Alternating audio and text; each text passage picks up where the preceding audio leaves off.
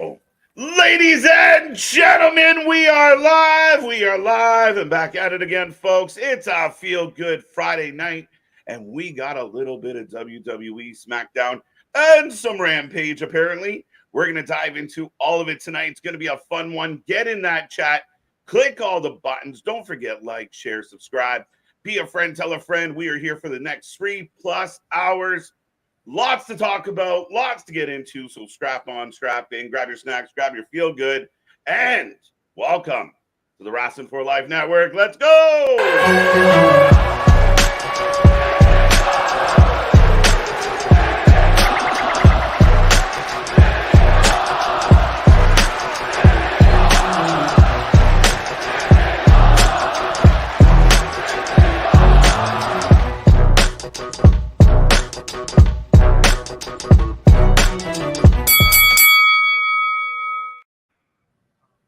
Ding, ding, ding. We are live and back at it again, folks. Like I said, we are the Wrestling for Life Network. This is another live stream, and we're happy to be doing it again as WWE Smackdown on tap. I hope everyone out there is having a wonderful week. Like I said, it's a feel-good Friday. You got another week in the books. We're going to cap it off with a little bit of wrestling tonight. It's going to be a fun one. And get in that chat. Don't be quiet. Don't be shy. Let's blow this up. We want to see triple digits tonight. But for the next few hours, you're going to be stuck with Mr. Every Night, KJ White, the Iron Man of YouTube, and Big Nick. Ladies and gentlemen, boys and girls, children of all ages, the Wrestling for Life Network proudly brings to you its YouTube tag stream champions of the world, the Every Night Delight, KJ White. I am Big Nick, and we have an anointing tonight, my guy. I didn't know we were going into the big licks with this. In nomine Patre, Filii Spiritus Sancti. We're getting baptized to the bloodline here. Right. I'm not sure when the last time we had an anointing on our wrestling programming. It was probably like Taker with the Ministry of Darkness and shit like that. Might be some of the dark times. But yeah, very interesting. We'll see what this means. You know, again, will this become something that has to play out at Clash? We will find out. Apparently, Cody's going to be in the house. Not too happy about what happened to him last week. But yeah, a lot to kind of unfold, a lot to figure out going into tonight's SmackDown. Second last SmackDown, last kind of live SmackDown for the North American audience before Clash. So we got tonight, we got next week, and we got one Raw in between. Should be interesting. Right. Absolutely. Well, and again, I'm surprised with the anointing. We didn't get this with Tama Tonga, but we're getting this with Tonga Loa. Does this not start to smell or stink that we could get Jimmy James Uso showing up? That's his legal name. Check it out. I'm not lying. But that we could get a Jimmy Uso return, or I know we've got Clash this weekend or next weekend and everything, but could we see a Jacob Fatu, like how Paul Heyman was talking about? There's someone else that he couldn't get through customs, what have you, and everything that could show up, because this feels very much like the pomp and circumstance of it all. The presentation feels like there's going to be a run in. There's going to be something here. Yeah, it could be anything from KO, Randy Orton getting involved, messing up the whole ceremony, continuing that rivalry. It could be Jimmy coming back. It could be, a bit of a reach, but maybe tonight's the night that the Tribal Chief returns. But I do think there's I think there's a lot to unfold here. I don't know when we are going to get Jacob. I don't know if we're going to get any other members of the bloodline joining us. A lot to kind of work itself out, man. I'm eager and interested in where this could go. I'm calling my shot. We get a Jimmy Uso return. I like it. That's a good shot. But you mentioned about too with Cody and AJ. Do we think that match actually happens at Clash, or do we build up to Money in the Bank and do it then? I think you could do it at Clash. I think maybe you do Solo at Money in the Bank, and then you're heading towards The Rock at SummerSlam. You think Solo at Money in the Bank? Maybe, yeah. Well, side question here, and I see everybody in the chat shout out. Get in that chat. Let's go. Is Solo versus Roman the match, or is it Jacob versus Roman if we actually finally ever get Jacob? It'll all depend on how it plays out. I still think the match that this is all building towards is actually The Rock and Roman will be the Well, payoff. yes. Yeah, I mean, again, I think with Solo being the leader, if anyone's to clash with Roman, it's going to be Solo. But wouldn't it be so much better if it was Jacob? But wouldn't it be so much better? It could be. But I mean, I'll take Jacob, Kevin Owens. Let's go. Oh, gee, that'll burn the fucking house down too. That's the thing is, these guys aren't getting added in just for what they can do in this storyline. They're superior talents. They're guys that you can use for years to come on this roster. Yeah, and realistically, we're at the point where, we do have to consider an exit plan for Roman. Like, he is not going to be around much longer. As far as that's full time and in that marquee role, we got to build for the future. We got to bring more in. We got to get things. We got to look ahead, and I think they've done a good job of that with a lot of the wrestlers they've brought in a lot of regards, even from NXT. But I mean, again, I like the fact that I have no idea what's going to happen. Bloodline is going to take on the Street Profits tonight. Really? Yeah. I have not seen that. I got it on my screen right now that Tama and Tonga are going to take on this. Oh, no, that happened. That was last week. There you go. Man, I'm getting replays. It's tripping me out. I was like, my guy, I'm pretty sure that happened recently. Like we've got him already in one segment. We're doing two. Yeah, I thought they were running it back. No, I'm getting a replay. So ignore me completely. I think we get Jimmy that shows up, but by the time we get to SummerSlam, I'm just speaking this into existence because much like Tony Khan, I'm a sicko and I want sicko matches, I guess. But I want a dream match of Gorillas of Destiny versus the Usos at SummerSlam. I think that's coming. I mean, SummerSlam, Survivor Series, I'm not sure what the timeline is for it all, but yeah, that's coming. We have to get it. I mean, undoubtedly, we have to get it. And they've already set it up real nice with taking out the Usos are on the shelf, or at least Jimmy's on the shelf. I'm really curious how this all plays out. And I think you're going to get a big reaction. We're getting "We Want Roman" chants. So yeah, man. I mean, this story will continue to go through ebbs and flows. This might not be one of those flowy parts. It's a little bit of an ebb, but it's building back up to a nice, another nice crescendo. Well, I think tonight's going to start a big breaking of the dam if we're going to keep going with Jason Waterfall's references and everything. But you even have Paul that's out there of when the crowd's chanting, "We want Roman," of like, me too. Paul's the best, and I still don't trust the mofo. We have no idea what he's going to do, but I do see this chat filling up. We're almost at 50 people, folks. Thank you for joining us. We are about 22 minutes away from the start of the show. As Nick mentioned, we are getting an anointing of Tongaleo tonight. So very intriguing. We'll see what that means. Again, usually these ceremonies are just a setup for a fight. We'll find out who's going to show up and pick that fight. But yeah, I mean, we are 1 week away from Clash. But we'll remind everyone, we are back here on Sunday live for NXT Battleground. It's going to be a fun one as well. Lots of intrigue. If you haven't seen our preview show, go check that out after our stream tonight. It is live on the channel. And a lot of coin tosses going into Sunday. So looking forward to that. NXT-NA. We got NXT-NA. Let's go. And a busy week coming up next week as we cover all your favorite wrestling, leading to Brunch with the Boys 10 as we have Clash at the Castle, Scotland. Early start time. We will be live at 10:45 a.m. So wake and bake, grab your cereal, get to the couch, and let's talk wrestling early in the morning. We're probably still going to be hungover from the Friday, but hey. We'll be still on the same vitamins we were when we left on Friday. We might just stay, guys. Who knows? Oh, geez, don't with the Wrestling for Life Network. They're right, all-nighter. But yeah, what else is going on SmackDown tonight? I mean, again, we're looking for more QR codes. We'll see how that plays out. Jade versus Indy. Yeah. Johnny Gargano taking on Grayson Waller. That's really all that's been advertised. Like outside of the anointing and Cody and AJ, it's so far, at least as advertised, a little meh. Definitely light advertising. I agree with that. I see they're trying to work a little more with the tag teams. trying to build up the women's tag team division, trying to build up the men's tag team division.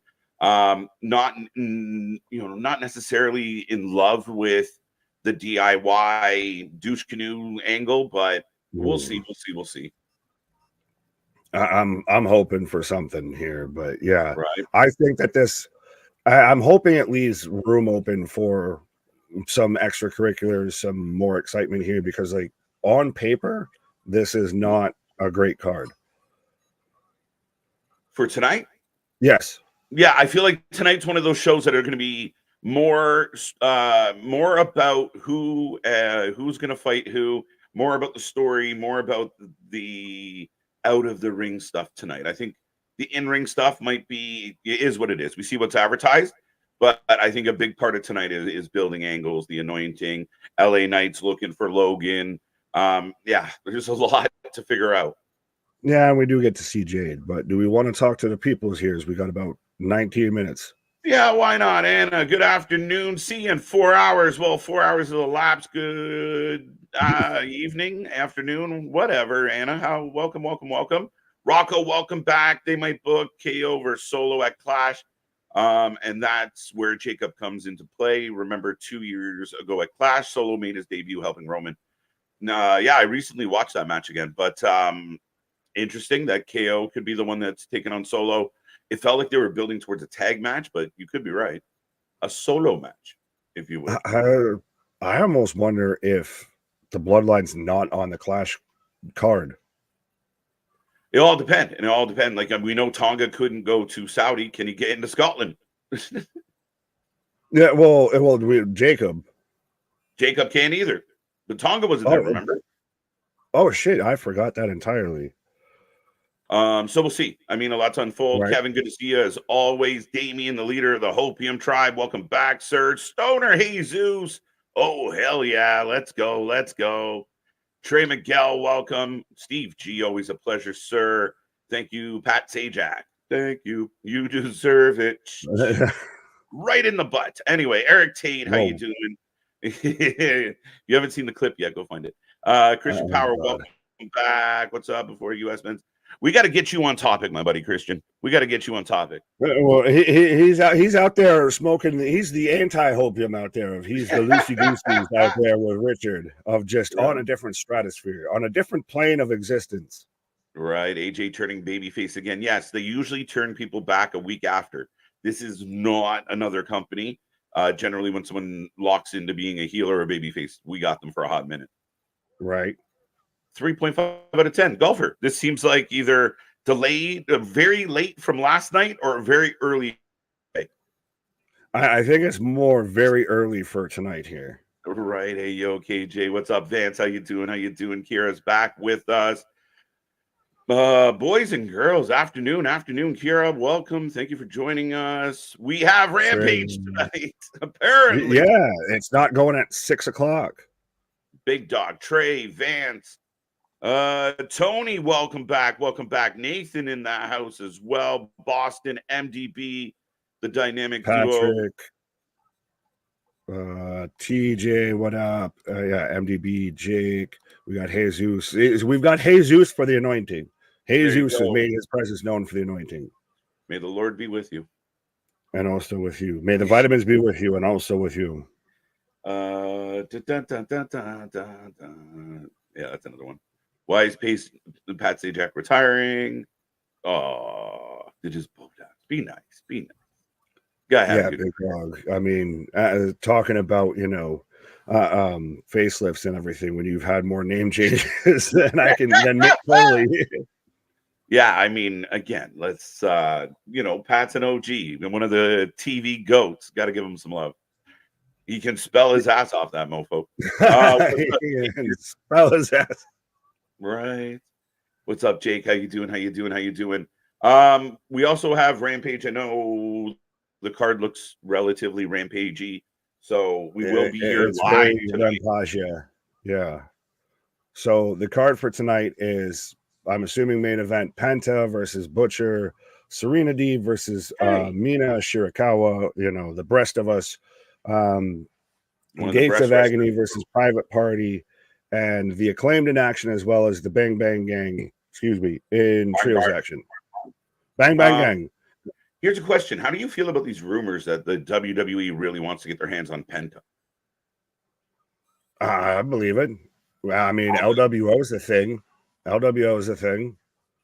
Interesting. Yeah, I think you could get the Man, I think you could really make it work. Like, it all depends on, can he leave his brother behind type deal, and would he trust of being able to do everything that he wants to do in WWE? Like, you have people that are concerned already about Andrade. I'm not. But I think that might just be the cap on Andrade, I guess, a little bit of he's just kind of there. You can say that Andrade is doing anything of relevant right now. I mean, being worried about him and what you just said are two completely different things. So I don't know how they connected. I'm not concerned at all about Andrade. I think they're building Andrade up. He's about to get into something with Santos, which I'm looking forward to. I think they're doing completely fine with Andrade. It's like other players that are either coming into the show or not really being used right now. I can't use everybody at the same time, and I think they've done a good job at least reminding us who he is, getting him in something. He got a WrestleMania match. I think we're perfectly okay with Andrade. So if Penta comes in, where would you slot him? Maybe slots with Andrade, and I mean Phoenix might not. Well, that's where I'm like thinking, like, yeah, that's why it's like the comparable to me. What's that? I was saying that's why it's like the comparable to me a little bit. Make him, I don't know, they make him Dark Penta and he joins the Judgment Day. I have no just idea. Have those two feud. Have it be a hell of a fucking feud. It would be amazing. If they could get their hands on Alex Abrahantes with Penta and run that Penta says gimmick hard the way the AEW should have, there's something there. Like, if you have Penta coming out, he's got a unique look, he can go in the ring, and then you have him speak Spanish to the crowd in a lot of places in the States. That's going to get booed just for being Spanish. And then in addition to that, you have this arrogant Alex Abrahantes to kind of give you the Penta says remark of the translation. I think it would irritate the shit out of the crowd and get over. I could see it getting over, but I am here like Jesus out here of would WWE use him right? Because I'm not as high on how WWE is using Andrade right now as you are, I guess. I'm not saying that they're completely misusing him, but like I'm still on one hand, I'd like Penta versus Nakamura match. Sounds great to me. Absolutely. And again, I think if they're going to take the effort to sign somebody, they're signing people with plans. So bringing Andrade back again, I think they have a plan for him.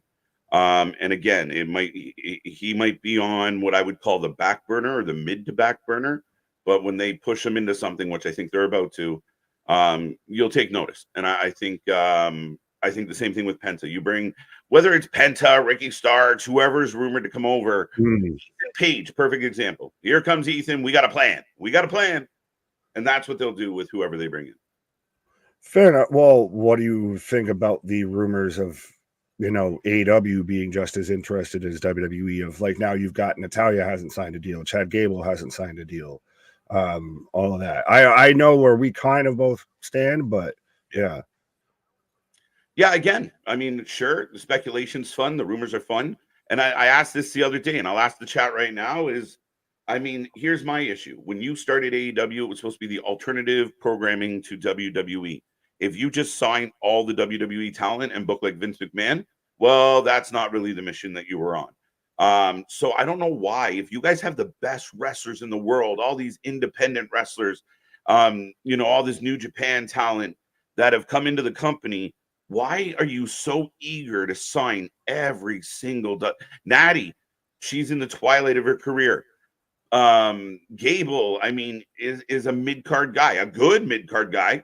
But like, you're as AEW fans, aren't you supposed to not want those people under your umbrella? Aren't you supposed to want Tony to push Wardlow and Hobbs and give better booking to Swerve, opposed to bringing in WWE personnel? That's always what baffles me about these rumors, but none of these people are leaving. Well, touche on that last statement there, but I'll say this as a wrestling fan versus like the AEW diehard of like must not be like the WWE at all. Of talent's talent. You want to sign talent no matter what. Like, if I can add an Natalia to my roster, I would add a Natalia to my roster. If I can add a Chad Gable, yes. I'm going to add a Chad Gable, because even right now we see him doing some of his best stuff out there with Sammy. Probably they're going to put the belt on him, let's be honest, at Clash. So I think he's clearly not leaving, especially if they're about to probably put a belt on him. But I can see where, even if I'm MLW, if I'm fucking Impact, I don't mind a fucking story running that I'm interested in bringing in Chad Gable or Natalia or what have you, because talent's talent. Yeah, I mean, again, for sure. And I mean, like I said, I just find it odd, because if you want to be the antithesis, and again, what do you do with Chad Gable? Does he come in and go after a world title? Him and Roddy just do the Spider-Man meme. Yeah, maybe, right? Like, shit. But I see what you're saying for like a diehard AW fan that's like wants to be the complete opposite of anything that WWE is doing. Why do you want all the guys that WWE might let slip, might let, not re-sign, might, let walk? Yeah, I mean, that would be always my question. And again, I think you're right. There's talent. There's talent there for sure. But I mean, based on what you were supposed to be as a product, as a presentation, you should be pushing everybody. And again, I don't think Chad Gable is showing up in AEW and going to challenge the world champion. Like, I mean, maybe, but I don't think so. Right. As Rick, what up? Tony, what up? Denisha, what up? TJ, I don't know if we got you before. Steve G, Patrick, about to start his new job. Shout out. There you go. Well, with a bit of beer job. I mean, well, get us sponsored. Hashtag non-sponsored. Right. Let's go. Let's go. Right. I enjoy a fine adult beverage. I know what you're talking about. Sure. But yeah, go ahead. Jesus saying, I think it's because TK is scared that no one would know anyone on his show. Plus, he's the biggest WWE mark ever. Facts. That's the ironic part of it all. Right? Like, I mean, that's the irony. So yeah, like, go ahead. No, I mean, I think we've talked about Natty and her role. I can't imagine. Again, I think other than if you're looking for a substantial raise or you want to get more TV time that Triple H won't give you, you're not leaving. You go performing in these packed arenas to what? Wrestling in front of 2,000 people? Like, it's a hard sell. Tony's got to get his business in order to continue to attract free agents. He really does. Yeah, well, Tony out here saying the problem AW has had, they get these top free agents is how I'm going to book them, and outside the roster building a good story. Deciphering that, I guess Tony's trying to say of how AW will more just constantly sign big name free agents versus developing actual stories and angles and creative behind everybody that they have. You can keep stocking your cabinets with new shit, but if the old shit's still past its expiration date, then you're just adding trash on trash. Yeah, and I challenge everyone out there to come up with names who are more popular, or better booked now opposed to when they were in WWE. I think of Moxley. I think of Swerve to an extent, even though I don't like his title booking, but at least he's prominent. Who else? Soraya, Daniel Bryan, no. Edge, Audio, no. Right? Who from WWE? Jericho's a fucking mess. So that becomes the dilemma. You don't even have to be fully just ex-WWE guys, just the big names that they've even brought in. Like, Christ, even Adam Cole's a name. I know, granted, ex-WWE with that too. But yeah, of a lot of these names that they brought in that are just kind of sitting there. Yep. Samoa Joe's a good argument. Joe booked much better. He was just champion, though. Yeah, but he's had a good run. I mean, I will give him that. But I think you'd have an amazing run no matter who it was. But at the same time, Joe might not be a guy they put the WWE title on. So, yeah, no, let's go. I mean, that's a good answer. Yeah. Anna's back now. 4 hours later, Anna's back now. Right on time. Right. We got about 5 minutes before we kick off with SmackDown, folks. So make sure you be a friend, tell a friend, like, share, and subscribe. Hit all the buttons, hit all the bell notifications, all of that. 100%. We got all the links for you, all your pro wrestling needs. Absolutely. Yep. That's a good answer too. Toni Storm. Definitely Toni Storm. Yeah, I'll give you that one. Yeah, that's a good one. We'll see what they do with her. Yeah, but for every Toni Storm, Deonna Purrazzo's not booked better than she was when she left Impact. No. Did you hear the rumor that Camille's upset that she signed with AEW months ago and has not been used yet? Yeah, somebody asked her, "Are we going to have to wait another 86 days to see you?" or something like that? And she's like, "At this point, probably." Jesus. Like I said the other day, like how many people are sitting home collecting checks from the Khan family that don't do anything? They're just collecting checks. But that's still when we're getting into this big free agent talk and everything. Like, wrestlers are going to keep that in mind. Like, you're not going to be the one to break the fucking system and everything. Well, they're going to make sure they push me right to the main event. How many other people have been told that? On either side, it's one of those, you still have to see how they're treating talent that comes in, where they're using talent currently, etc. Like, if Motor City Machine Guns, we still don't know if they've officially signed. They could still end up at fucking Battleground for all we know. Yeah, we have no idea. And I mean, again, right now it looks like they're setting up the Acclaimed versus the Young Bucks. So again, is it another case of Tony signed them but doesn't know what to do with them, and they're just sitting around? I mean, I have no idea at this point. But I mean, it's a very that's another thing about when everyone's talking about signing free agents. You're like, you have so much talent you're not doing anything with. Like Ricky Starks had to post on social media, like, I'm not injured. I'm not dead. I'm still here. Yeah, but then you have TK who's out there also saying, I'd love to have him on the show. And Well, who books the fucking show?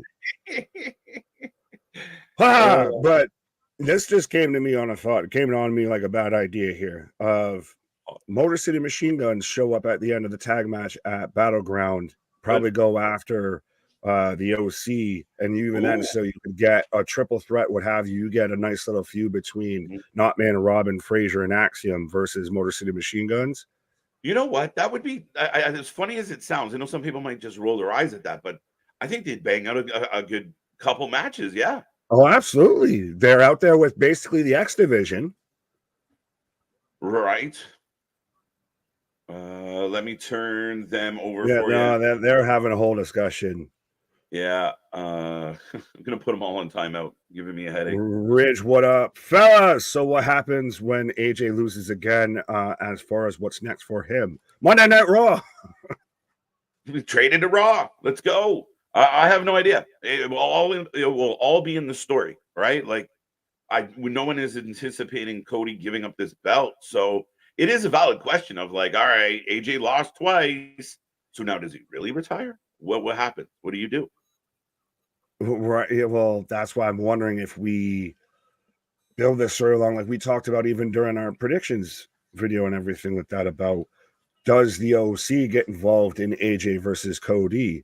And now it becomes kind of a faction versus one man type of situation where this theoretically could be Cody drops it, and then this is the second out of 3 matches here. Cody wins it back at, say, Money in the Bank.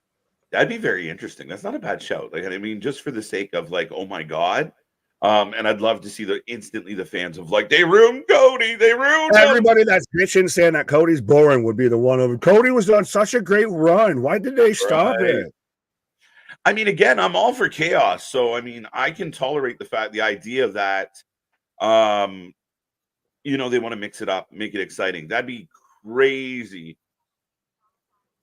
Get the Scotland crowd going insane here. We clicked the same thing, I think. We did. Life Pop Wrestler. What's happening, party people? TV app acting dumb for gum. Man spitting bars right now. Literally, as he said right now. I didn't plan that, folks. So tuning in this evening before my event tomorrow evening at Tough Pro Wrestling in Franklin, OHIO. Shout out, my guy. Let's go. Be a friend, tell a friend, my guy. Yeah. Welcome.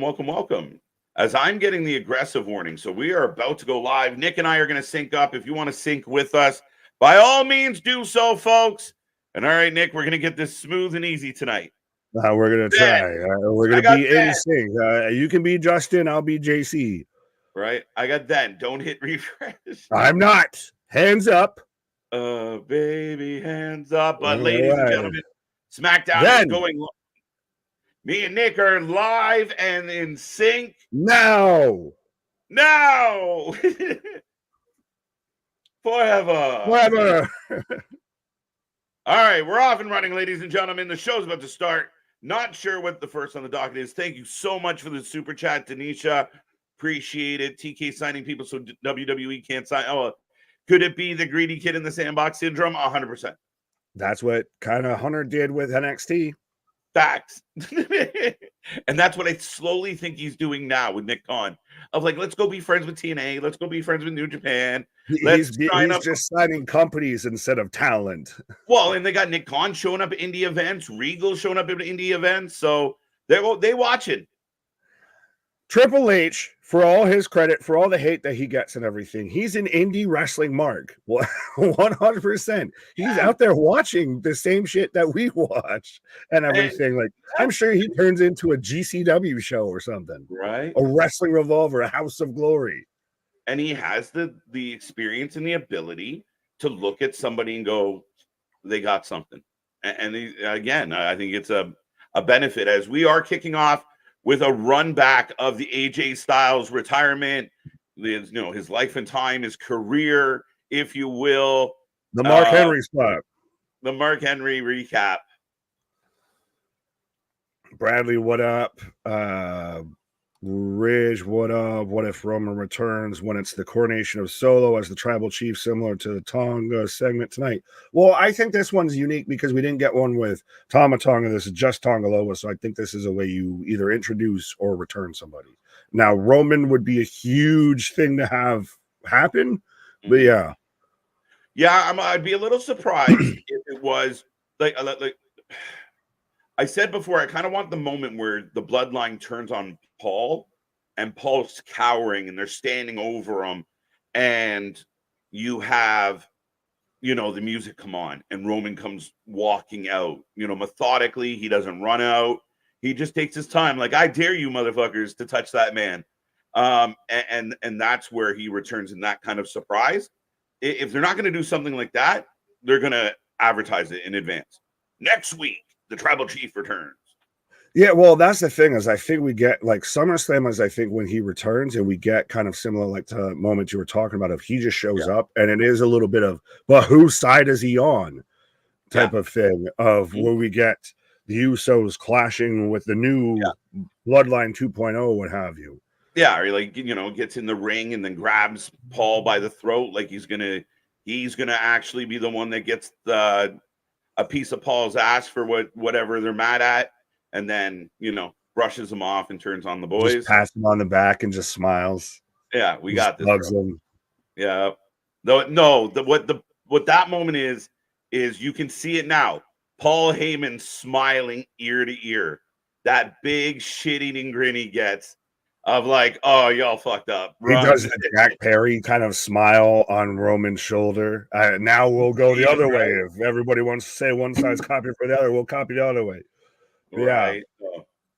But Jordan, what up? Getting the replay to kick off the show tonight, folks. Get in that chat. We're almost at triple digits. So be a friend, tell a friend, share this link with everybody you know. Let's get up into those triple digits with the stream tonight. Big style splash off the stairs yet last week, Nick. Right. You're being a bad friend if you aren't spreading the good gospel of wrestling, especially with an anointing tonight. We're going to the Biblics. They know about the Patre File Espiritu Santo. 100%. J-Boy, what up? Is I've got Cody backstage. Oh, there's angry Cody. Hagen, what up? Dale, what up? What's going on, Dale? Clay, what up? Geekbox, say your joke. Say your joke. Ladies and gentlemen, go check out Geekbox, the second best box that's out there. That's not what you normally say. It's your second favorite. I mixed it up a little. I turned it into a plug. Shout out to Geekbox, looking sharp with a Wrestling for Life branded T-shirt. So Be like Geekbox and the rest of our friends. Go get yourself some merch. Absolutely. 100%. Mike, what up? Roddy, what up? Oh. Dun, dun, So dun, dun. kicking it off. So we're kicking off with the Coronation Street here. Oh, man. Every Sunday morning, fucking Coronation Street. Oh, thank you, Mom. Bro, this literally looks like weird church service. This is Samoan church service right now we're at. Everybody bow your heads, take your hat off. All that. Oh. Ooh, so hey, make sure you wear your black stuff, okay? We're all going black. With you and also with you, Oos. Got a funeral vibe, not gonna lie, but Bear, welcome back, buddy. Allow me to reintroduce myself. My name is Bear. Oh, B to the EA. Right. Lame. What's lame? Show your work. Yeah. It's a weekday, aka Solo Sokoa. It's the weekday, yeah, because you have the weekend and then the weekday. I like it. I can't feel my oos when I'm with you, but I love it. Well, I'm still saying this is Solo Suge Knight Sokoa out here. This is 100%. First off, kill Roman and the click you claim. Right. You know what? Is it just the gloves? Like if he took the gloves off, would it help? The shoes. No, this looks like Samoan Sopranos. He's getting a good amount of heat, though. Like, I mean, I appreciate it. Oh, this is 100% built him up, but I still find it interesting that Jacob's still that type of guy, and even for people like us who know who Jacob is, but that they're still worried that Jacob could just dethrone this. Oh man, yeah, absolutely. It's the details. So they give Solo the mic. Solo is like, "Wise man, do your thing," and then now you look at Paul like shaking as he's trying to do the intro. This must be what the Kardashians' father must have been like with being the attorney for OJ and shit like that. Oh, just shaking. Hey, they released the files. Right. This Sunday. It's Roman. Yes, it is. We will be here live. Oh, Paul even hesitates. The head of you can see it pains Paul to sit there and say Solo's the head of the table. Yeah. Like swallowing a fucking cactus. As we instantly go right into we want Roman. They've made Roman a babyface and he hasn't had to be here. Think about this when we talk about all the wrestling companies and we talk about the companies that are trying to get talent over. This man had a babyface turn sitting at home. Like the same people that want to bitch about how he wasn't getting over and wasn't building anything when he wasn't there as champion has had a whole babyface turn, the biggest babyface turn. Right. Sitting at home doing nothing. Oh, yeah. And he's going to get a huge pop when he returns now. Oh, absolutely. I feel like Kevin Owens is already anointed Tama Tonga. We missed that anointing ceremony. We weren't invited for that one. Oh, at least they addressed it for continuity's sake. It points to them. They heard us before. They heard us. Yeah, they were like, shit, we didn't. We just somebody. Fuck, they noticed. They noticed.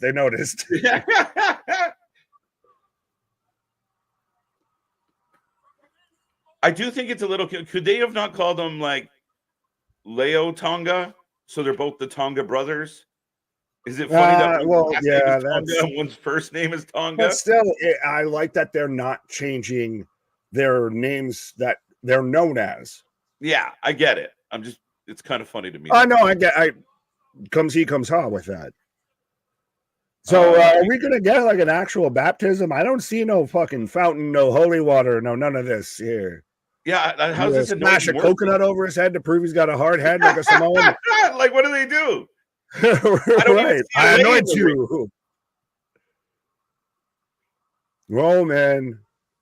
Dude, they got Roman Reigns over as a baby face on vacay. So great. Like, if you ever want to just be a personality presenting anything, study Paul Heyman, because literally he hears the chance that we want Roman. You can see him physically like in pain because he's right there too of just, I fucking hate every second of this right now. Right.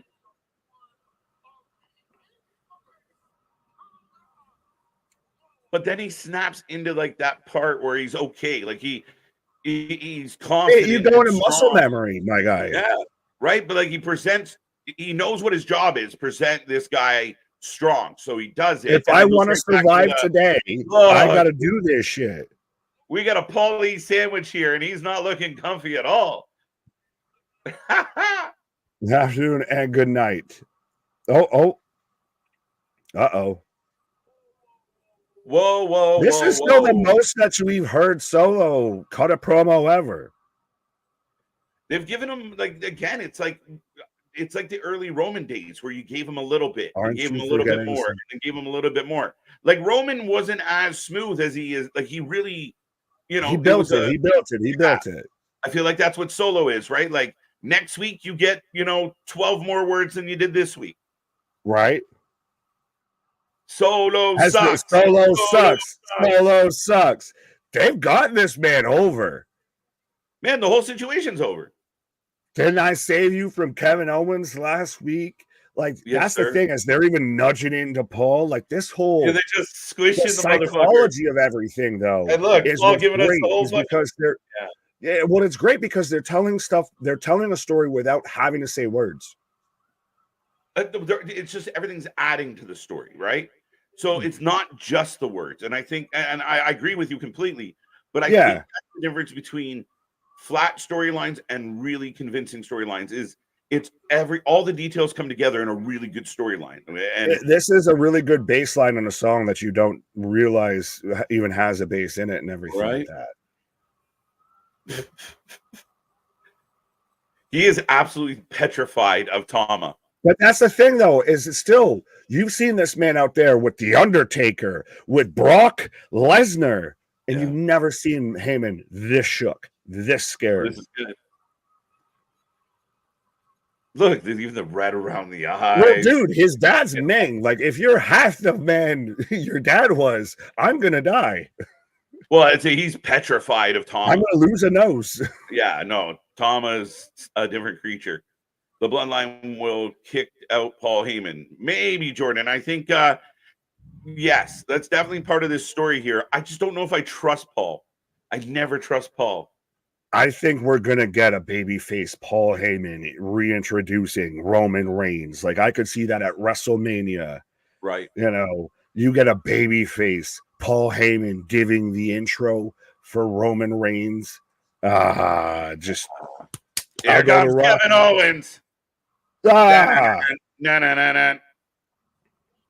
Folks, don't adjust your television screens or your YouTube screens. You are not seeing double. That is KJ White to my left and Kevin Owens on your SmackDown screen. Yeah, they are different people.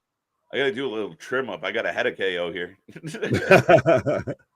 But KO hitting the ring 1-on-3, not wise. Well, I mean, it's Kevin Owens. He's going to be out there just throwing hands, whoever it is. But I'll give you credit. Well, so far, it's only Kevin Owens here. So maybe they are going to do a Solo versus KO at a Clash or something. Please try. Solo actually looks like a fucking badass with the fucking suit jacket off and the gloves. But now we got the Street Profits coming out. No Bobby Lashley. Where the fuck is Bobby Lashley? KO's the new Bobby. He's been an honorary member of the New Day, an honorary member of the Young Bucks. Now he's going to be an honorary Street Profit. Right. I'm going to leave this message right here. I think Solo should ditch Paul Heyman and add MVP as his wise man. I don't know. Boss. Well, that's where you could you imagine that's where he starts getting into the mercenaries. Maybe. Again, maybe a bit of a reach on the MVP part. I do think there will be a split between Paul and him at some point. They're going to continue to they got Paul on the edge of the plank. That's for sure. Yeah, well, but MVP's talked about how he's pretty much knows he's in the back nine here. Like he's pretty much geared up for one kind of last run doing whatever. Yeah, MVP as Solo holding back the bloodline, by the way. Sorry. MVP's due for his Tony Khan contract, where he gets paid a chunk of money to retire. Nah.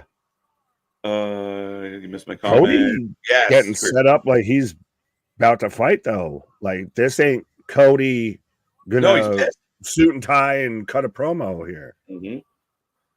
Bring the intensity. You got mugged last week, and you not only did you get mugged. They've adjusted the singles match that was advertised as Jade versus Indy to a tag match. I hope we get Isla and Alba. Let's go. Oh, I think we'll get that, but still, I feel a little. You had Jade advertised in the singles match, and now you've moved it to a tag match. Yeah, I don't think so. Why did we do that? I don't know why they did that. Again, I only think that maybe they're building past the. You do the single match this week, then you're kind of building towards another match between those two. You're building straight to Clash? I think you might be building past that. Triple threat for tag belt at Clash? Maybe. Maybe not even your Scottish Slashes at Clash? Maybe you get them out of the way for the Scots to come in. That's fair what I'm enough. thinking. Bobby's still hurt, possibly. I look like Solo. You look like you go solo. I'm just kidding. No, you said it, not me. I was gonna at least say something kind of nice. Man, that was a door and a half that got open there. I had to walk through it. Had to walk through that. KO kind of deserves the beat down. Yeah, you jump in the ring 1-on-3, you kind of expect it, especially when it's 3 Samoans waiting for you. Yeah, but you got to show them what you're made of. Yeah, I'll wait out here. You can have that. That ain't what I'm at. Yeah, right? At least if he brought a stick or something. Right. Solo is in his suffering succotash stage. Nah, he was actually pretty decent on the stick. Pause. Yeah, he does, like you said, he does enough to where he's like Roman early stages Bloodline. We forget that Bloodline was almost 3 fucking years. The initial run. But that he says a little bit, but it's impactful because you don't hear him talk a lot. It's impactful, and again, he's to the point. Like, he's not meandering around. He says what he needs to say, gets in, gets out. And again, I think it's one of those things that, a few months from now, he'll probably be giving longer. But until it's one of his strengths, they're going to minimize it. And that's your job as a booker, as a producer, is minimize the weaknesses, amplify the strengths, and make your people look like stars. Right. Yo, Adrian. Yo. Sexy rated Sasha Banks. I think that's just equal to. I think it's equal to at this point. New wise man guy. Who would it be? MVP Jim wasn't Cornette. a bad show. Good. No. I'm being smart. Right. I don't even know. Yeah, maybe MVP. That's not terrible. He might be the only one I can think of. Like, out of the but that's the thing. There's not a lot of good managers in modern wrestling. Well, and even to compare someone to Heyman, or like to even say that they could be in that realm to replace them, it's one of those like, how do you even try and fill those shoes? Right. Yeah. Somebody clip this and tag Jim Cornette as we present Jim Cornette as the replacement for Paul Heyman as the wise man for the new bloodline. What do you think, Jim? Let us know. Right. Yeah. We want a response on either the drive-through or anything. Yeah. Let's go. Oh, Jesus Lord. Yeah. Right. Oh, no, sorry. Oh, go ahead. I don't know. No, you were here. I'm loving it. Was a big fan of Solo in NXT and always felt the main roster nerfed him. Now people are getting to see what a talent he really is, what he finally is on the main roster. Is it interesting? He's out of the 3 brothers, Jimmy, Jay, and Solo, that he's the one that's the clear-cut-ist as a solo act, pun intended, I guess. Perhaps. I mean, again, it's the other 2 came in as a tag. I wonder how it would have been if it was just one of them. But yeah, I mean, they are twins, though. They are twins. Yeah, I mean, that's kind of where you're stuck, right?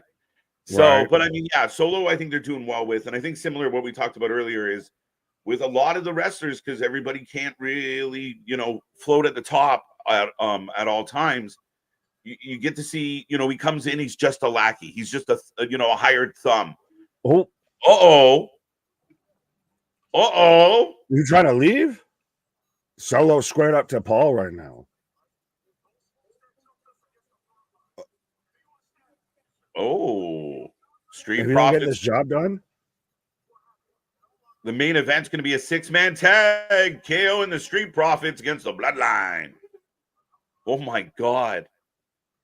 But that's the difference, though, between Solo and between Roman. Of Roman, still he's always consulting. We got our QR code. Thank you.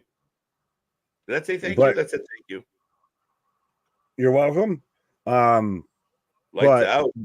How Solo's just running on brute force intimidation here. Yeah, we're getting the Jade entrance. So would you agree? Like Solo runs back into that scene there and nails it. He's solid, he's intimidating, he doesn't sound green or rehearsed. I thought it was great. Oh, absolutely. Like I said, he's Solo Suge Knight out here. He's running by intimidation versus it's that difference of Roman had the caveat behind everything of he had the working relationship. It was simpatico versus Solo's like, if you don't get this job done, I'm gonna fuck you up. Right. Here comes Belair and Jade as they'll take on Indy and Candice. Get in the chat. Let us know who you're taking. Who's going to win this under 5 minutes? Slightly over. I'm going to go 6 minutes. I'll go 4. All right, that's something. QR code. Yeah, we will do some digging and figure that out. Right. FDB, I hope so. QR. Cornette as the wise man. Can you imagine him saying to Owens, listen here, you dumb round son of a bitch. Run that back. They had a great Ring of Honor rivalry, as much as they kind of didn't like each other.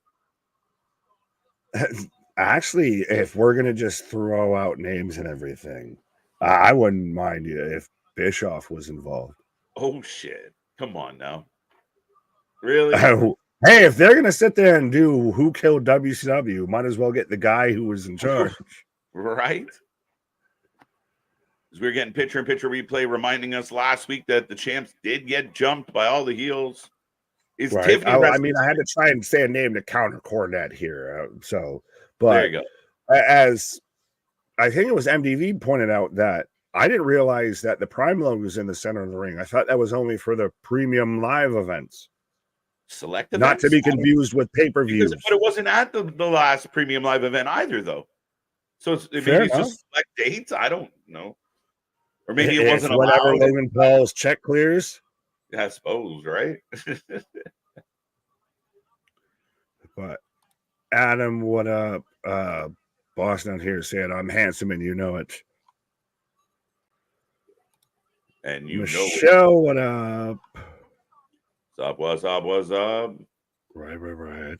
Scroll. We got everybody. Goddamn. By the way, this is a perfect time to remind everybody we do have the super chats, the super stickers, the memberships as well, 100%. So if you want to make sure your comment gets read, and if you want to help support the channel and just show up and show out, because that's what the show's about.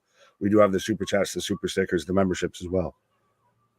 Absolutely, folks. And we are flirting with that triple digits again. So be a friend, tell a friend. Let's see if we can get to that 100 mark tonight as we are kicking off the champs taking on Indy and Candice. Who you got, and why is it Jade and Belair?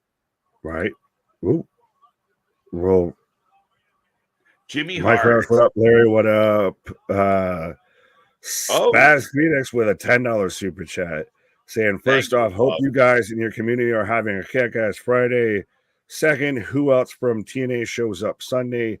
Third, Cheap Plug Jones. I got a Battleground preview up now. Stay sexy, boys. Pause. Sexy boys.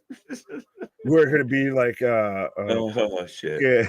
And red there of, when she was out there singing HBK's theme song. That's what got her on NXT.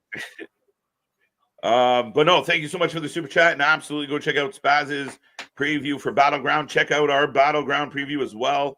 And yeah, it's always a kick-ass Friday here at the Wrestling for Life Network. Nick, could we get, and I know we've talked about this, we've talked about it a lot, but Battleground, could we have other people showing up from TNA? Somersault, yeah, absolutely. I think we've all kind of given a different example at one time or another to where, oh, this person could just slide into there, or do we even get all like we talked about with UFC personalities and everything? Yeah. If we get it with TNA of the typical NXT situation of seated in the front row, oh hey, that's Scott D'Amore. Right. Hey, maybe. that's Gail Kim, shit like that. Yeah, I'd be very intrigued to see if they do anything like that. Maybe, hey, could Ash by Elegance be sitting in the front row? Of like, I know around. I'll show you guys around. Yeah. Very interesting. I mean, I think Anthony put me on the idea of could the Rascals show up and help Wesley? I'm like, all right, do that. Fair enough. Well, that's the thing is I'm still holding out. It is the prohibited portal match that needs to happen in some extent. There needs to be something involving Joe Hendry. Oh man, we all want it. We all want it. Even Drew McIntyre shouting out Joe, fellow Scotsman. Man, we if anyone's got hype around him right now, it's Joe. And I think they're like, I don't know. Do we got to start like hashtag Joe to the Fed? Like, what do we got to do here? Like, we believe in Joe Hendry. Well, how do we get this man just on every NXT post, just hashtag I believe. Yeah, right. Like we need something here. We got to hype up Joe. Again, I think the guy's a superstar. I think he's done outstanding. And the idea of taking that much talent and giving it that marketing, that platform. I mean, dude, the sky's the limits for this dude. Could you imagine Clash? Drew wins off of Damien. Say his name and he appears. Right. I believe in Joe Hendry. Right. I mean, again, Shayna and Zoe are out there watching the match. Yeah, I like the fact that Shayna and Zoe are kind of setting up here for a tag title match. Again, two strong, powerful women to take on Bianca and Jade. You need somebody convincing to kind of give them a run for their money. Shayna and Zoe work for me. And now you got the weird caveat of Sonya. Where does Sonya fit into this? Well, that could depend on how the match at Battleground goes. I still like the idea of, even if it's at least a triple threat, if not a straight up tag team match, of you get Alba Fire and Isla Dawn taking on Jade and Bianca at Clash of the Castle. You get all your Scotsmen. I agree with that. Makes sense. Seems to fit. Works for me. I think we get surprised against all odds. Well, for those who don't know, Jordan Grace's title match for the Knockouts belt is an open challenge. So strap in and strap on, folks.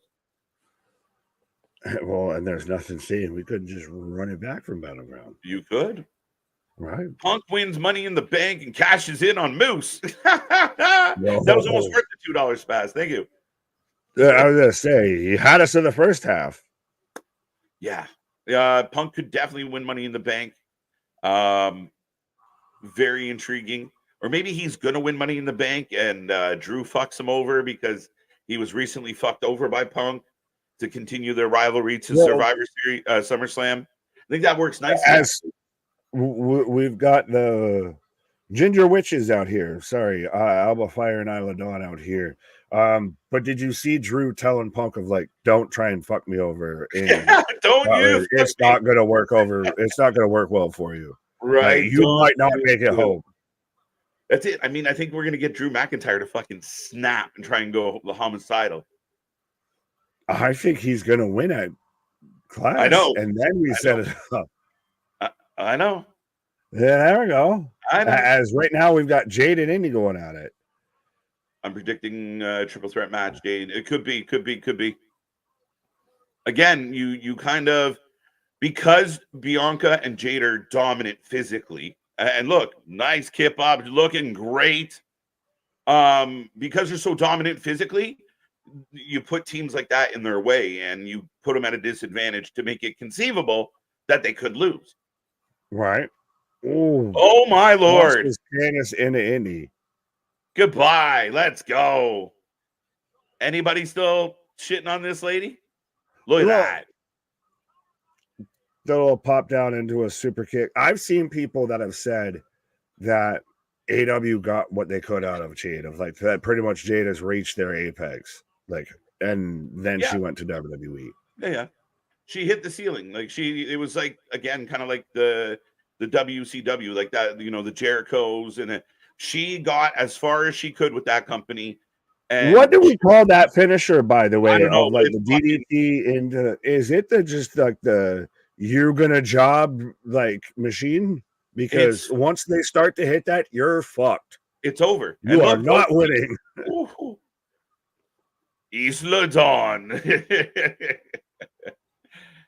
Let's go. Wait for them to get jumped again.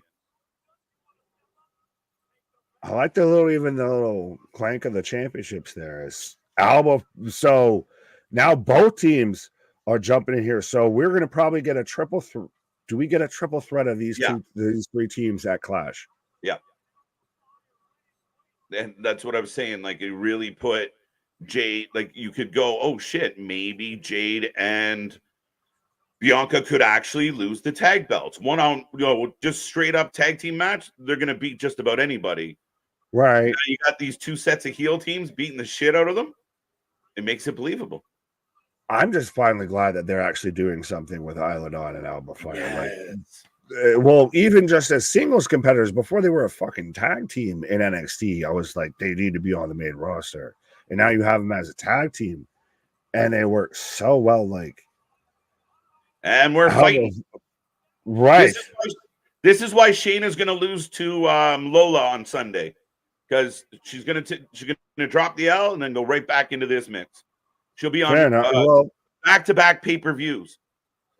Like I said, you're not exactly wrong. It's just Jade and Bianca right now laying everybody out here. Oh, Jesus. Oh. KOT, Glam Slam.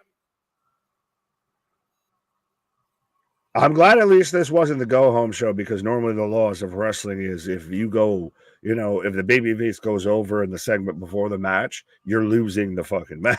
Yeah. Might not be the case in this one. Well, we've still got we've got an actual SmackDown in Glasgow. So Jade counting her abs. Bro, Cody has just been here fucking menacing for fucking site, bro. He's waiting. Half hour now. As we're at 99, 98. Go back up. Let's go. We danced, we flirted with triple digits there at one point here, but Nick, as we've got all this confronting Cody Rhodes, but Spaz Phoenix with the $5 super chat as well. Thank you, my guy. With that, all of them super chats, you could have bought one whole Wrestling Flame Network t-shirt. Sorry, we got snappy Cody right now. Somebody gonna get hurt? It won't be me. Cody on all the energy drinks.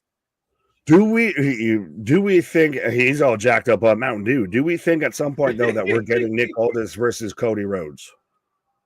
Maybe, man. Maybe. It all depends on how all this feels and what he wants to do. But I think, as far as I know, at any point he could step in the ring and do something. I think if you're going to get him out of the manager's room, it's got to be something that is substantial. It's got to be a big thing. Love this. Don't mess with Destiny's. Ow! Where's Naomi? Well, we clicked on the super chat and never fully read it. We never read it. Sorry, my guy. Dallas versus Kofi, Woods, and Joe Hendry. Special guest ref Drew, Big E, and Punk on commentary. Man's just fantasy booking the shit out of that. I dig it. Thank you. Some of you probably won't care, but where is Pretty Deadly? I like those guys. I like Pretty Deadly to an extent as well. I don't know where they are. I don't know. Do you know? They came Elton was injured. He came back though. Is it just? Yeah, well, I think they've just been kind of lost in the abyss on Monday, or on SmackDown, I believe. I think they're still on SmackDown. They're kind of like Dijak without the ratio. Yeah, I feel like they jobbed out to Dunn and Bate, and that was it. We haven't seen them since. They've been done and just left out for Bate. I like Pretty Deadly as well. Perfect heel tag team. Pretty Deadly is an example of when you do over the top and campy, but that's your gimmick, and then people hate you for your gimmick. Opposed to what I have to tolerate on Wednesdays, which is we all hate you. Now you're going to act like it so then you can dodge some bullets when people say we want you to retire. Sorry, had to. No, we just need the learning tree versus I Am Groot. And the I Am Groot is going to be the baby face. I want to see the learning tree against the fucking chainsaw. That's what match I'm hoping for. Absolutely. And just book it to where the learning tree loses. Like, I'm so... I get the concept. I get the whole I get it of we're going to play into the internet hate. But this man talks constantly like he's been hitting the head with a brick, and we are fucking watching an episode of Blue's Clues. This is fucking Jericho the Explorer out here. You know, as a professional wrestler for over 30 years, I sure know about being in front of the camera and behind it. Thanks, guys. Like, it's meme material as shit. If that's where he's going, if you're going to be a meme wrestler, but you work with a meme company, but yeah. We're up over those triple digits, folks. Keep it coming. Let's go. 106 in the house. Let's see if we can get to 125. Let's be greedy tonight. But we are rolling along. But yeah, no, I don't want to beat this to death. We'll get back to the WWE as we are on commercial break right now. But yeah, it's rough. And again, my biggest issue is that it was reactive. You already had go away heat. You already had the fans chanting retire. Then you did the gimmick change. You weren't acting like this 3 weeks ago. We know who you are. So acting like this all of a sudden, did you bump your head? Did you, are you on mushrooms? Like, did you forget who you were? Are you born? Have you forgot your identity? What the fuck? All of a sudden, you just woke up acting like a over-the-top asshole? Like, it's transparent, Nick.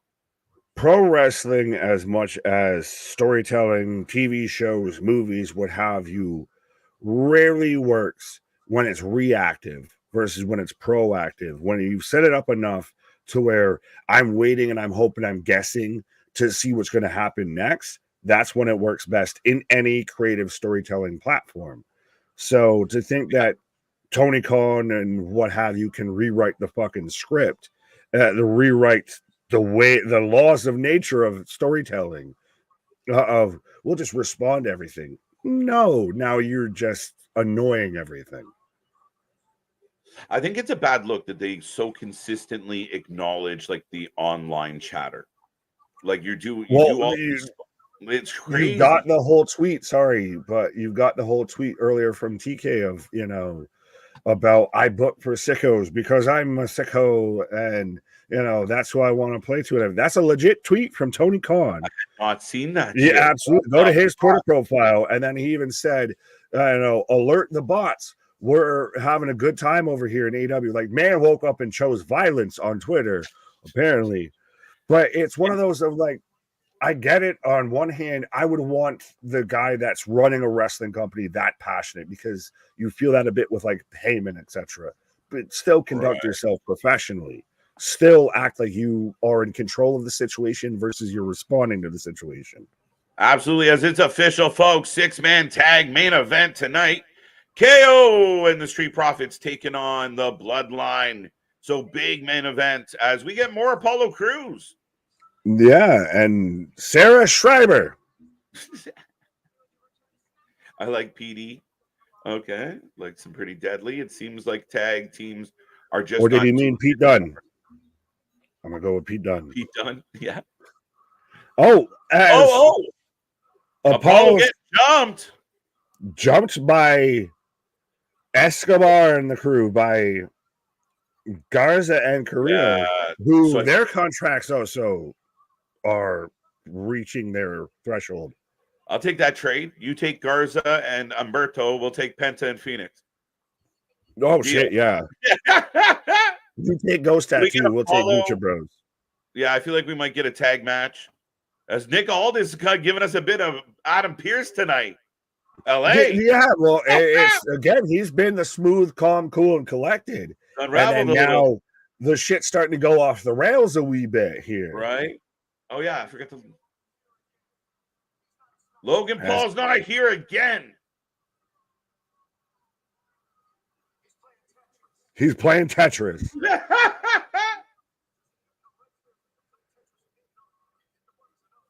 If you hit the buttons enough times, folks, make sure you play Tetris on all our screens and everything like that. If you hit the buttons enough times, you become a member, you hit that bell notification, you hit that subscribe button, you stroke the algorithm enough that it makes it say, yeah, and it helps us out. Let's go. And Tetris night. Yeah. Listen, dummy. You push the buttons enough. As Carmelo here, straight up with the Killmonger chain, by the way.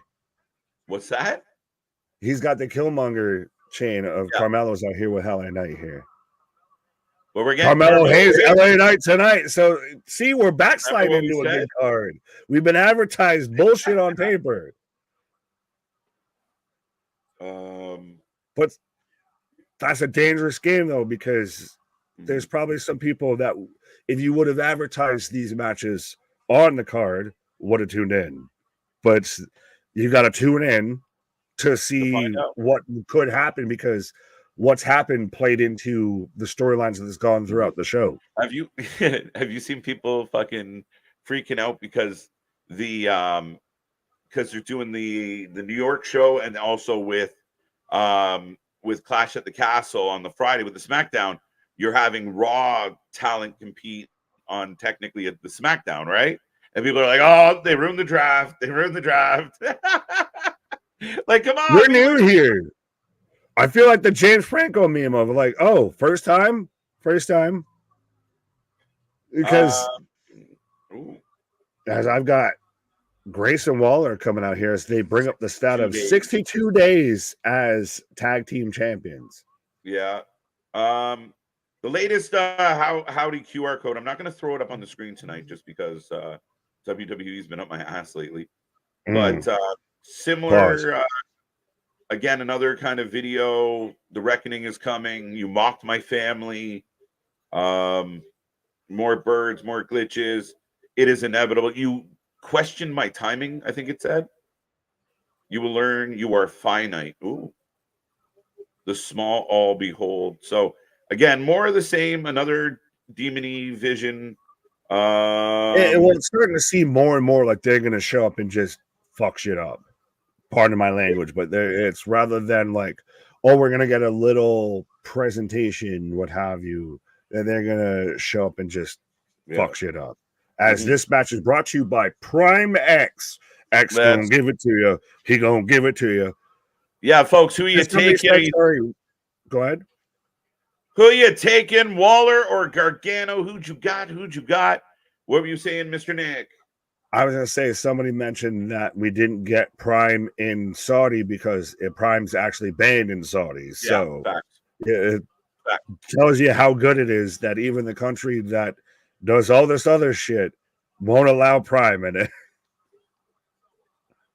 As Gargano chopping the shit out of Waller. There's a long notepad entry titled Gratitude from Uncle Howdy. It's long. I'm not going to read it all. I'm sure you guys can find it on the internet.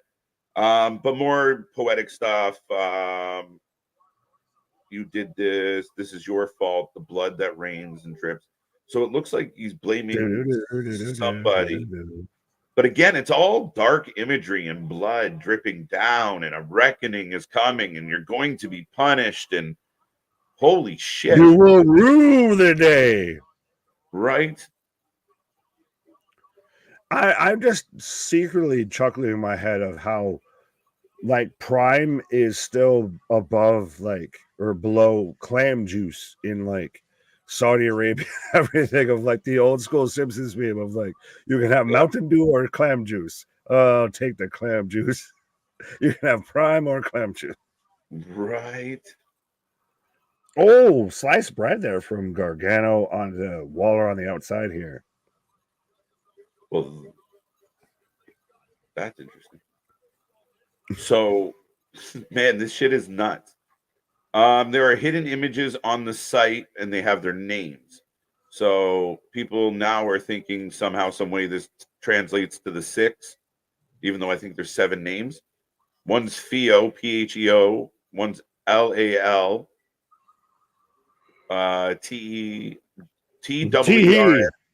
Tehe, Dnnboaa. I don't know what that means. How could be howdy. Maybe it's a portion of the name. I don't know. My howdy has a first name. It's Dyno. The last one's interesting because the last one's EY. Oh, TNA crossover. I mean, he hated Vince. Imprisoning me. All that I said, all that I see. Interesting. Could you imagine what the fuck is EY doing in TNA? Anthony, where are you? He hasn't been doing shit. He's been out there with Kazarian, the terrible elite hunter. Oh, that's right. The fucking worst Van Helsing of all time. All right. But ladies and gentlemen, we are in another commercial break. We are rolling through. Remember, we are back on Sunday. We have NXT Battleground live from the Apex. It's going to be a fun pay-per-view. Don't miss that. Plus, we're here all week long.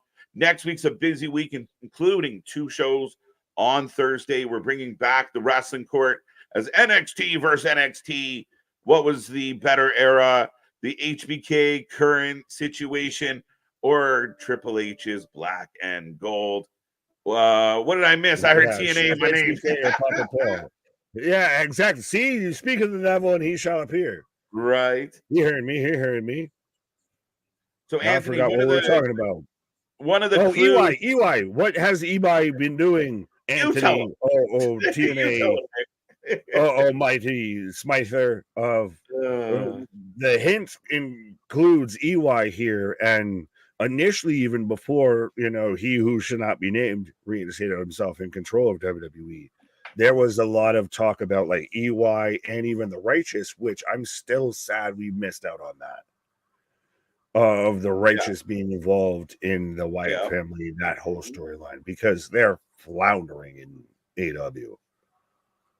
Yeah, no, I would have loved it. I mean, I don't know what the situation was. Why didn't it pan out? But again, I mean, everything happens for a reason. We'll see what this incarnation brings. Right. I'm just peeking again. Live in show, like the live crowd got more teases from Howdy. More lights out, more of the creepy song. Thing that people have been pointing out is the teases in the live shows, Nick, are getting more intense.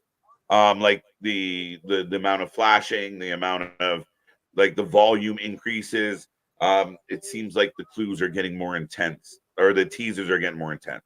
Is it an issue that it doesn't have like a 70s 80s song to attach itself to with feed your head? Well, it does. It has that creepy song that they play for all of them. What is it? Somebody out there, let me know what the song they play for Uncle Howdy. I didn't know it was an actual song. I thought it's just been like sound. No, there's an actual song. Fair enough. He's got the whole. Yeah, right. He hasn't did much of anything late lost feud with Kazarian. So see, he fits out. He checks out. Yeah, I mean, again, he hasn't been that active. Right. So Waller with a 2 count. I just like starting rumors, to be honest. Fair enough.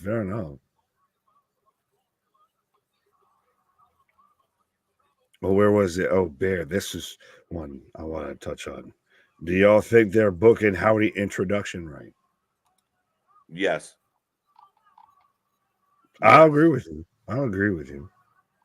I think they're doing a great job. I'm thoroughly enjoying it. Like, I like it. And again, I think there's been a big community behind it that are, and I think the WWE is getting a kick out of everybody fucking becoming gumshoes and trying to solve the problem. Well, yeah.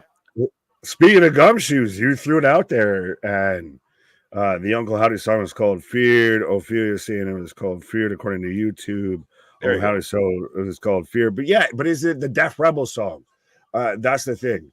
I'm arguing that you might had, be. You're right. Okay, fair enough. The one makes you smaller and the other. Yeah, that, like, I was going around just jamming out to that song when we knew we were getting, Wyndham, we were getting Braid coming back and everything like that. You don't have that tie-in fully with this a little bit, and I'm not saying it's a big detraction. I'm just, at this point, picking at straws. Yeah, right? Gargano with a tope, but catches Austin Theory. Takes out Theory.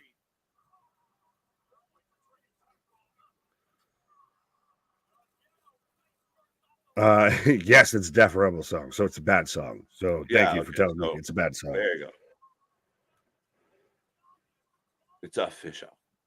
Oh, that was clever shit. It's like the float over on Prettier. As that's where Graceful, that should be his fucking finisher. It was? Well, I know now, but instead of the stupid fucking roll in, roll out, fucking clothesline shit, that's that float over, roll over on Prettier. Yeah, it's like because it works the way you catch him on the back end. Yeah, like almost a new play on the Blockbuster. I liked it a lot.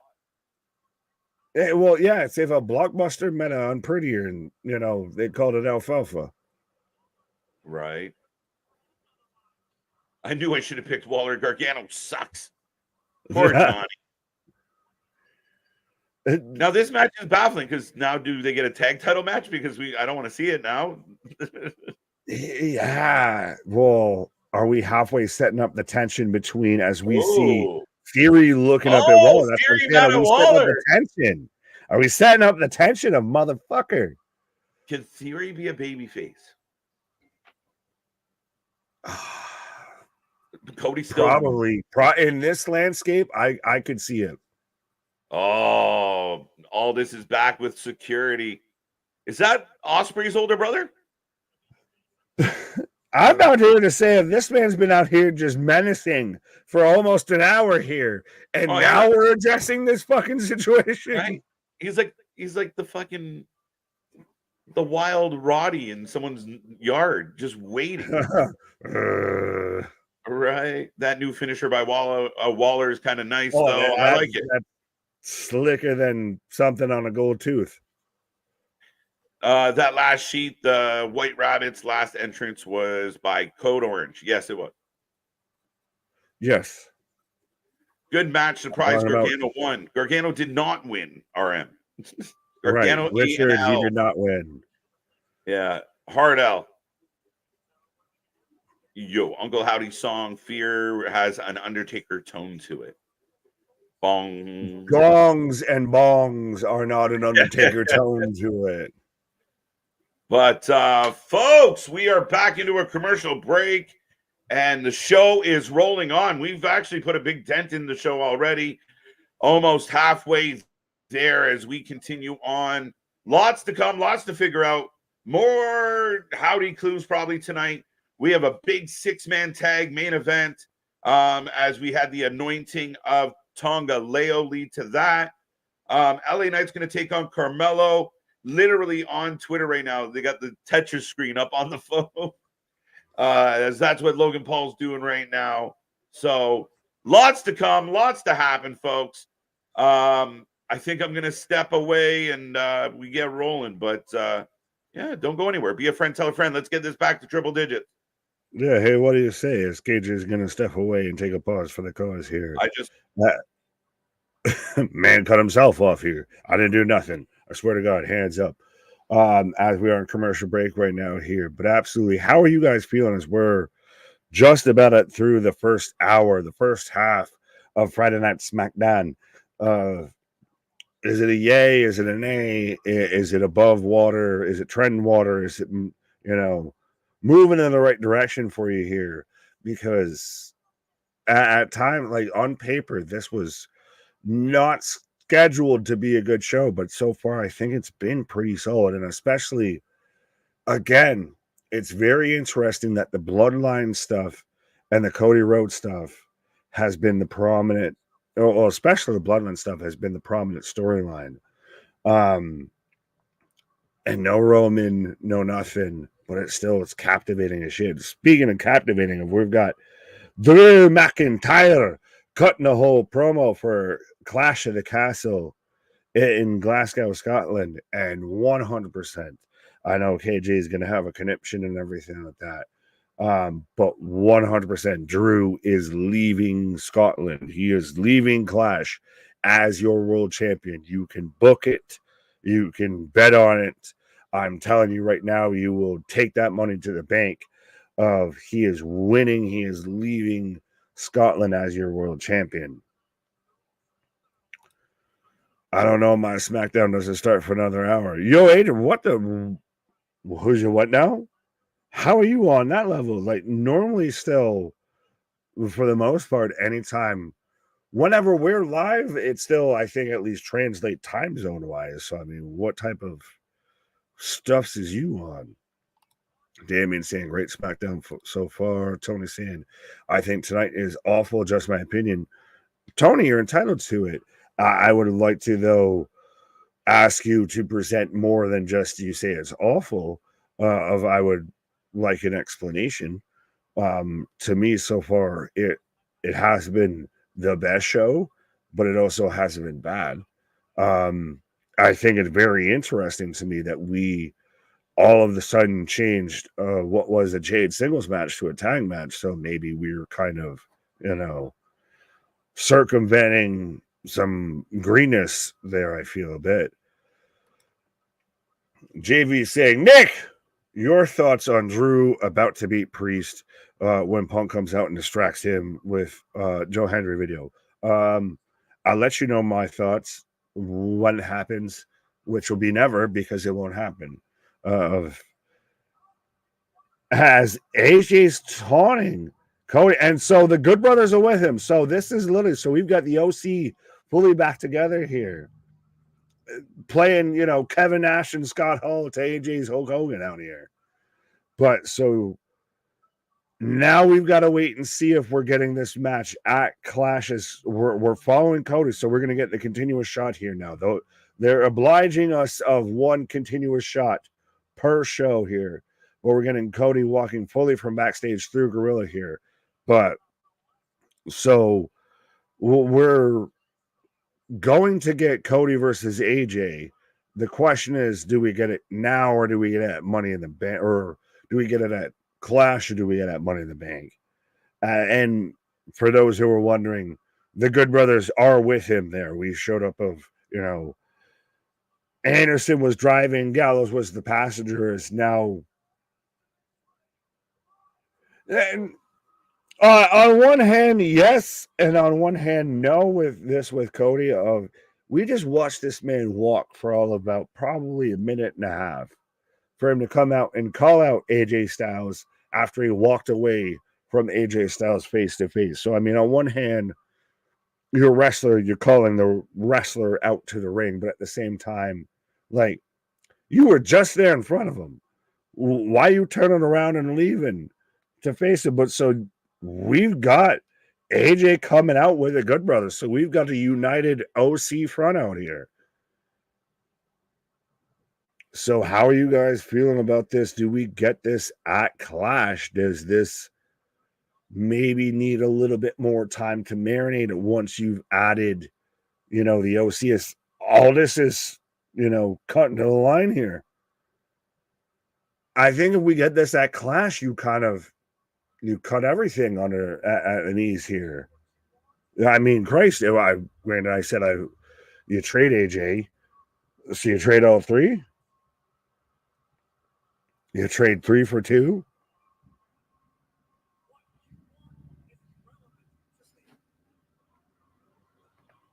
AJ, why are you saying what you want is relevant to me? Like, he has the fucking championship. Like, what you want should be irrelevant to him. But anyways, I digress.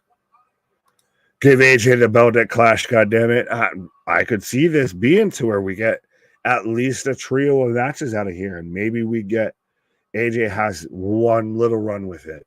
He gets one little nod, tip of the cap there. Brother Fluff, what up? What up? What up? What up? Hey, Jobson, what up? Richard, what up? The we don't want nothing part of AJ's music is still corny. We don't want no. We don't want no. Well, we needed the lone wolf AJ, not, just we slowed down his theme song. Cody trying to cut a fired up promo right now here at AJ.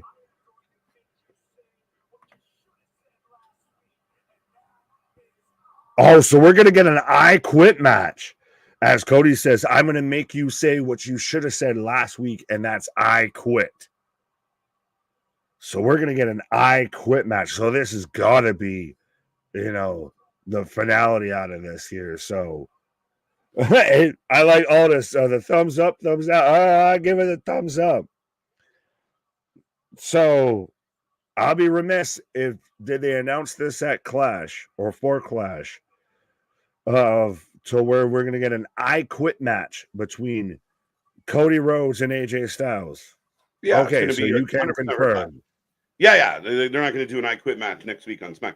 Well, I don't know. Well, I was saying Money in the Bank, my guy. Man's oh, out no, here they're on do the Clash. They're not going to go. Yeah, no. I imagine this will be for Clash. And I'm pretty sure that's what But the OC backing up AJ. Like, they're with AJ. Makes me think they're losing on Sunday. Yeah, fuck. Now I feel regrettable in picking them. Yeah. Maybe that's where you get Motor City Machine Guns just causing a ruckus. Oh, AJ taking out everybody. And he's getting a good amount of heat. I like this. Yeah, but was it a little unnecessary of like Cody, like, I'm going to walk away from you to walk into the ring to cut a promo after I was just in front of you? Right? Cody having a moment. But let's see. Right now, according to the chat, the question in the poll is, will CM Punk cost Drew McIntyre at Clash at the Castle? 83% of people are saying yes. 83% of people are wrong. Yeah, I we'll see. I'm looking forward to it.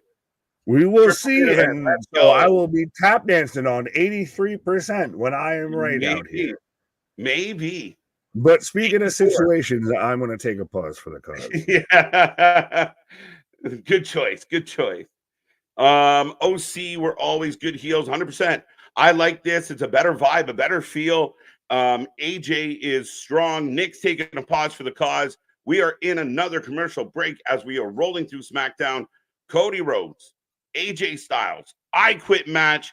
How do you feel about it? Get in that chat. Let me know. Plus, let me know how you feel about the Punk, Drew, Damian situation. I know it gets a little, it's my man's is convinced. My man. I'm not going to have a coronary. Right? So we'll see. But no, okay. I Quit match next weekend at Clash. Absolutely. Make it Hell in a Cell. No, I'm good with an I Quit. I'm good. You save a Hell in a Cell. We got it. We got time. Clash at the Castle looking great. Building nicely. That's for sure. And we still might get LA Knight and Logan added to it. We don't know yet. Cody, AJ, the I Quit match. We will see what happens with the Bloodline. Yeah, I mean, a lot of good shit happening. Drew, Damian, one of the highly debated matches of the summer. I can't wait to see how this one plays out. I hope Drew wins. OC were always good heels. Got that one. Absolutely. Pasties. But we are rolling along, ladies and gentlemen. Get in that chat. Don't be quiet. Don't be shy. Let's get the number back up to triple digits. Let's go. Let's go. No, says Yo Adrian. I've seen it before and I'll say it again. I've said it before and I'll say it again. SmackDown has been living La Vida Loca. Yeah, with the chaos between Cody Rhodes and AJ Styles and the Paul Heyman situation. Yeah, I mean, again, a very interesting episode.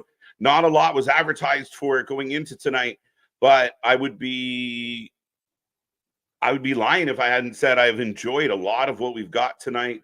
Even got another QR code, more compelling shit, more interesting dynamics from Uncle Howdy. I know I didn't share it all with everybody, but a lot of things to unpack, unfold with the Uncle Howdy situation.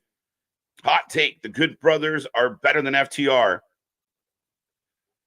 The thing that's tricky about that statement, MDB, is that we know what FTR can be, but they haven't been what we believe they can be in a long time. Damian thinks that CM Punk is going to cost Drew. Fair enough, fair enough. There is no way Priest or Cody lose the belt at Clash. You're going to have Gunther versus Priest, and then he loses his belt. I completely agree with you, Tony.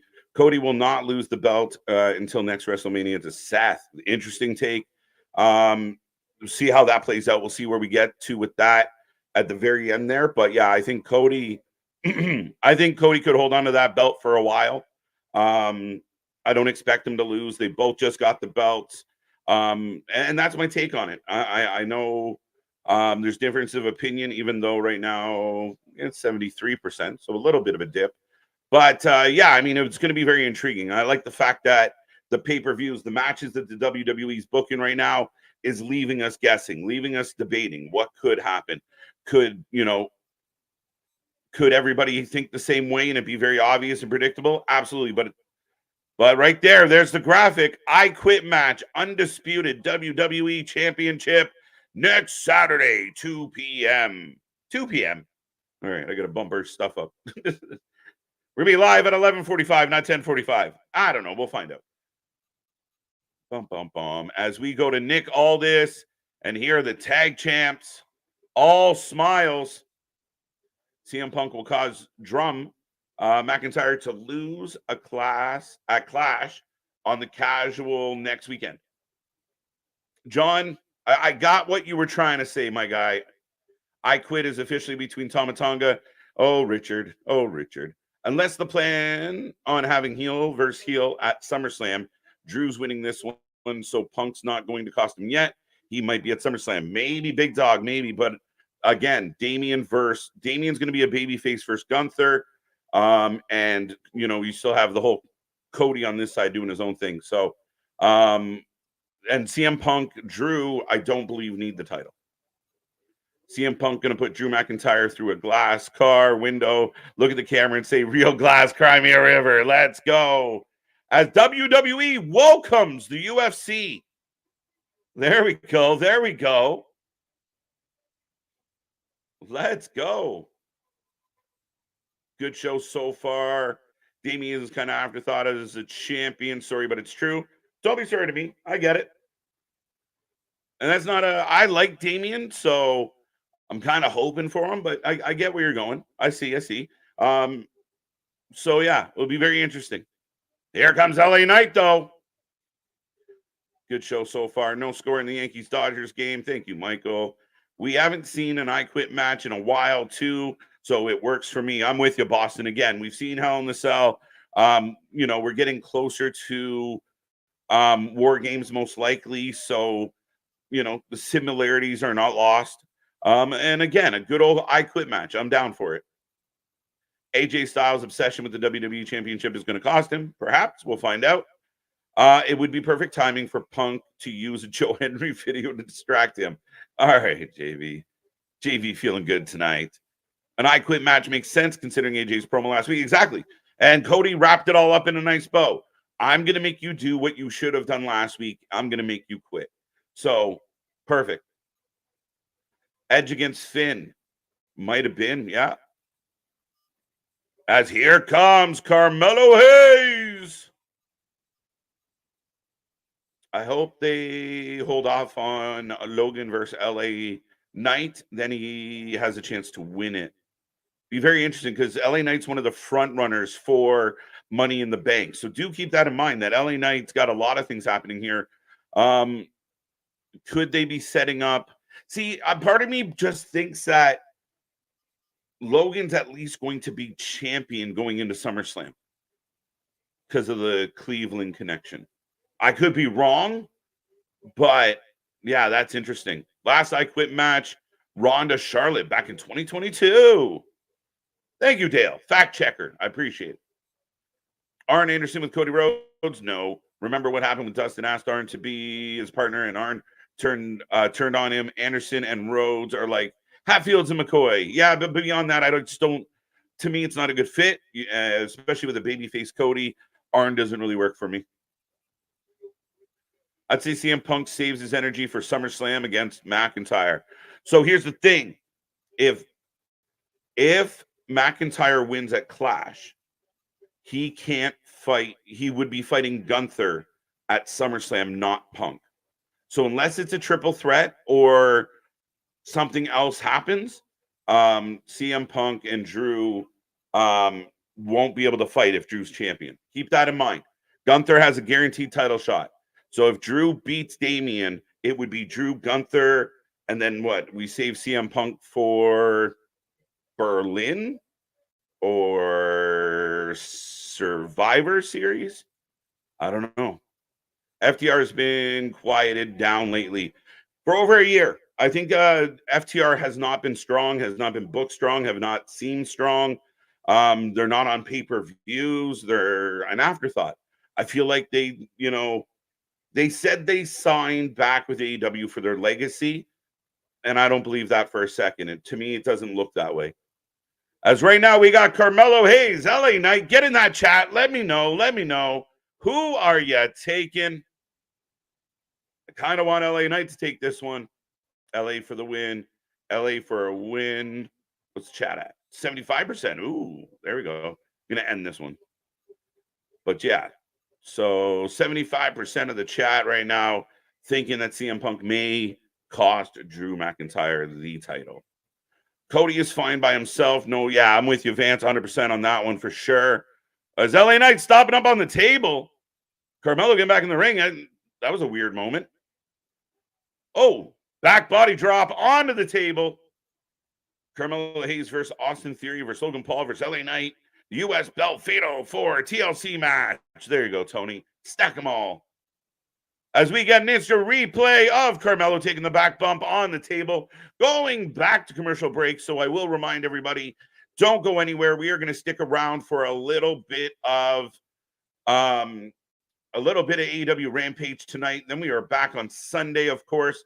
We have NXT Battleground live from the UFC Apex in Las Vegas. It's going to be a crazy show. Lots of speculation, lots of rumors going into this one. And it should be a very interesting night. So tune in for that. Plus, next week, a busy week. We have all your favorite wrestling. Thursday, we are doing Court. We're going back to Court. Anthony versus Nick. Black and Gold NXT versus HBK NXT should be a fun one. And then right after we go to Court, we're going to give everybody our Clash at the Castle preview and predictions. Friday, the Smackdown from Scotland. Saturday, brunch with the boys as we go to Clash at the Castle. Lots going on. Lots happening. But don't be shy. Don't be quiet. If you haven't clicked the like button, please do so. Be a part of the fun. Be a part of the family as we bring you more live wrestling than anybody else out there. But back in another commercial break. Right now, we have a battle going on between LA Knight, Carmelo Hayes. I got LA Knight for the win, folks. What do you think? Rampage, absolutely.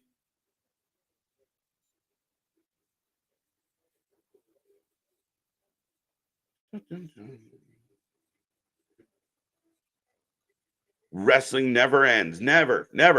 We've been here for 2 solid years. Never stops. Him for the win. I like it. Cult of Personality versus Drew Bonkers. MXO, good to see you. I'm not alone. Got LA Knight for the win. Yeah, let's go. Let's go. Who else we got? Did you notice that they're calling it the WWE Championship and not the Undisputed Championship? Love it. Absolutely, Boston. And that's one of the things that they said they were going to change, and I've appreciated it. So far, so good on that front. Could you see Double A Arn Anderson return to WWE manage Cody? I really hope not, unless Cody does a heel turn down the line. I don't expect it anytime soon. So yeah, maybe if we get that kind of heel turn at some point, then maybe we bring in an Arn. A babyface having, his uncle stand at ringside with a laminated menu, it makes no sense. No Collision tomorrow night. No, sir. No, sir. We got plans. Me and Nick going out in the town. I hope CM Punk tries to cost Drew, but fails. Now, Nick does think that is how this plays out. That Punk is up to his old tricks, but Drew stops him, which 100% could happen. It's what I like about this matchup. I really think that is a possibility. I just think if he's going to fail, just don't have him do it at all. Like, just let Drew have the match in Scotland and then come back for, then start fucking with them on the Monday. Nope. Tony, Fatal 4-way, douche 4-way. There we go. Carmelo rolling out, thinks he's smart, but eats a clothesline. Court, yes, wrestling court. Thursdays. Every few weeks. We don't do them every single week, but we take the hottest takes in wrestling and we put them on trial. So far, good. If you haven't seen episode 1 and 2, go check it out. And then we're back for episode 3 next week. Packed. Jeannie Rogers, how you doing? Hi, everyone. Yes, we do the People's Court, the wrestling court. We go to court now. Let's all go to court now. Bum bum. Let's go make some law now. Dun, dun. Welcome back, sir. We're so don't know me and KJ are watching you. That's the best part of the whole thing. Right. Well, when you hear your wrestle buddy, don't you get too scared. Just say these magic words. Fuck you. Fuck you, Russo. You can suck my dick. You can't even get me because you just got fought. Give Drew his moment. Give Drew his moment. Fuck his moment. Wrestling only expands. Pause. I don't know how to take that. Well, I don't know how to take. Hi, you. What? What? I just got back here. I know I'm not good looking, but fuck. You're gonna tell me. I know I'm fucking Igor. I know I'm Shrek. Carmelo has won a match since being called up. Has he won since the call up? I know he beat. No, he hasn't. No, this is his. Yeah, he got a tournament win, didn't he? And then he won one in first round in the King of the Ring, maybe. Yeah. He beat somebody. Fact checkers, let us know. That slow motion spot was great. I loved it. I like what they do. The slow motion replay going to commercial, like football. Slow motion for me. Nick, you're beautiful. I don't know. I got apparently I'm power bottoming here, so I'm fine with that. I'm powerful with my posterior. Oh man, you said that on the internet. The internet is forever. I don't care. Fuck it. Putting a manager in Cody instantly robs him of looking like a leader in the locker room and people's champion. What do you think of Arn Anderson joining Cody? Glock Anderson. You start to lean closer and closer to Cody being a heel as LA. Oh, there you go. 1, 2, 3. Sorry, Nick. LA Knight picking up the win. Yeah, absolutely. It was a pretty good match. Yeah. Sorry, you were saying, sir. No, I was saying that you start to lean towards heelishness and everything like that. Like, it's very rare that a babyface needs a mouthpiece unless they cannot talk. Yeah. LA got a little bit of a nosebleeder. We got a bleeder here. Well, he's out here grabbing the headset though too. Someone turned the mic up though. Shit. So he grabbed Nick, the headset, but the mic was off. He looked into the camera and said, "You won't come to SmackDown. I'll bring SmackDown to you." So tune in, folks. Well, no, that's what it's going to be. If you're going to watch an episode of Impulsive and you're going to see LA Knight just walk out and just smack the taste out of this man's mouth. Hey. Obviously, besides myself. How is that talk? I cannot be mad with Tiffany Stratton on my screen.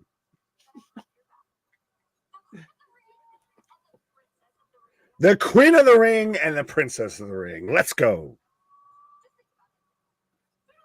Toodles. Those two as a pairing, I don't mind. Oh, let's go. We saw this last week.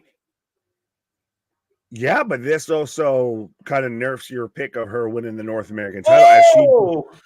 We're already smacking the tip. Wait, no, she slipped on the ice. She slipped on the ice. Poor Nia. She slipped again. But, yeah, fuck. So Nia Jax says to Mia, Mission, why don't you take a page out of AJ's book and retire? And Mia just hit her with a drink right in the face, and then it made for a slippery floor. No, she didn't. I've never seen someone slip on ice cubes that much that's not in an Acme cartoon.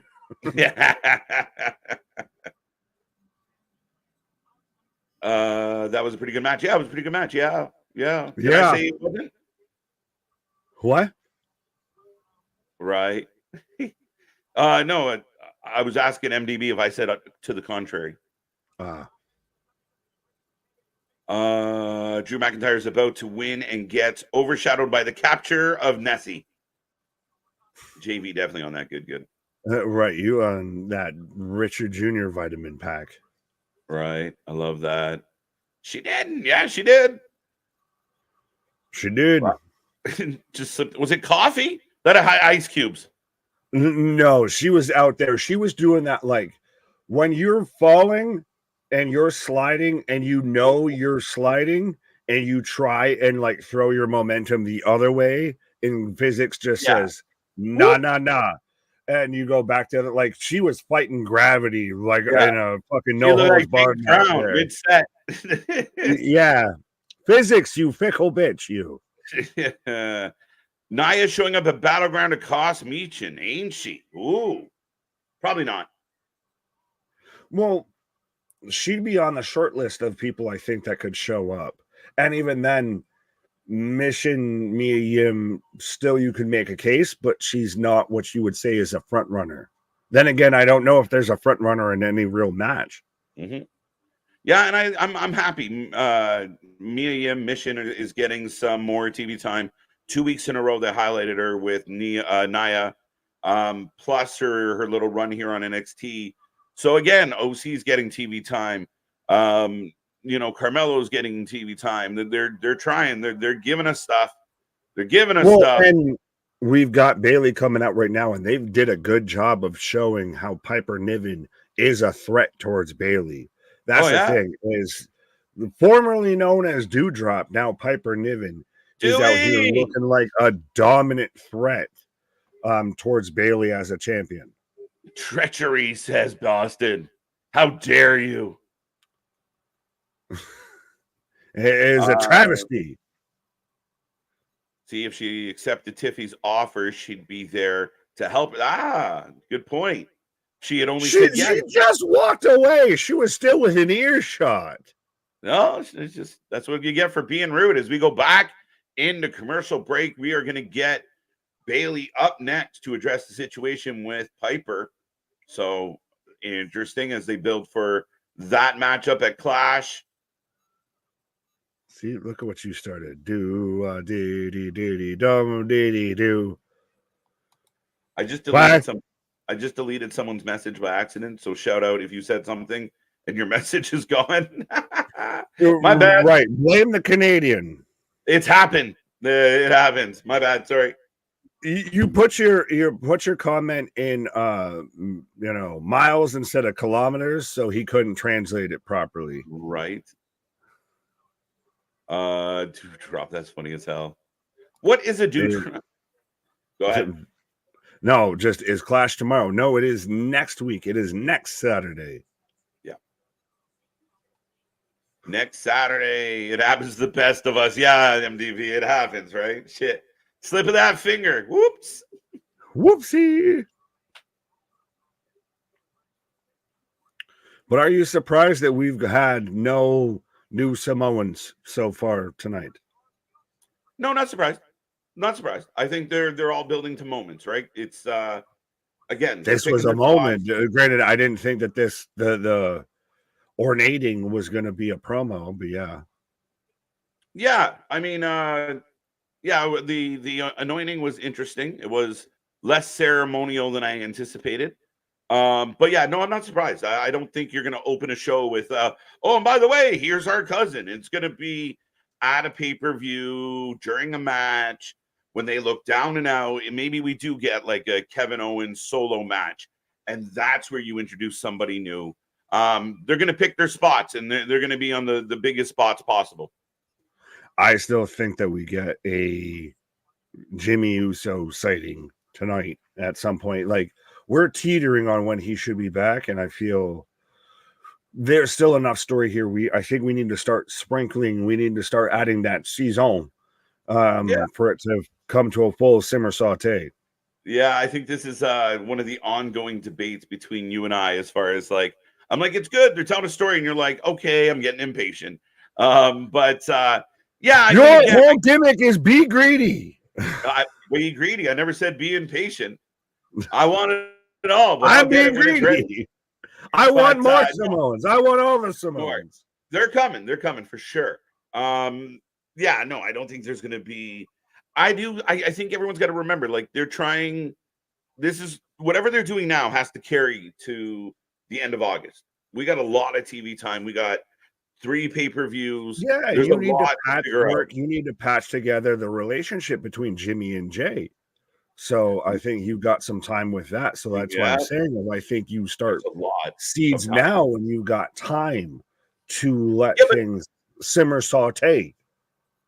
They are simmering saute. You want them to hit a boil. Like, I think that no. I'm just adding for an extra little bit of season of add a little salt, add a little pepper into this bitch. Yeah, I mean, again though, if you already had, let's say, at last week or or even tonight, out of nowhere we get what is this? Oh, the Louisville with Austin Theory's name on it. Oh, I got gin and juice added by Dre and Stu. So hilarious. Yes, they're playing to certain audiences here.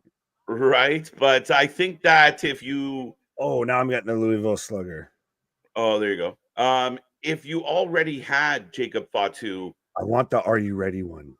Then we don't have, like, we're still looking forward to Jacob Fatu. You know what I mean?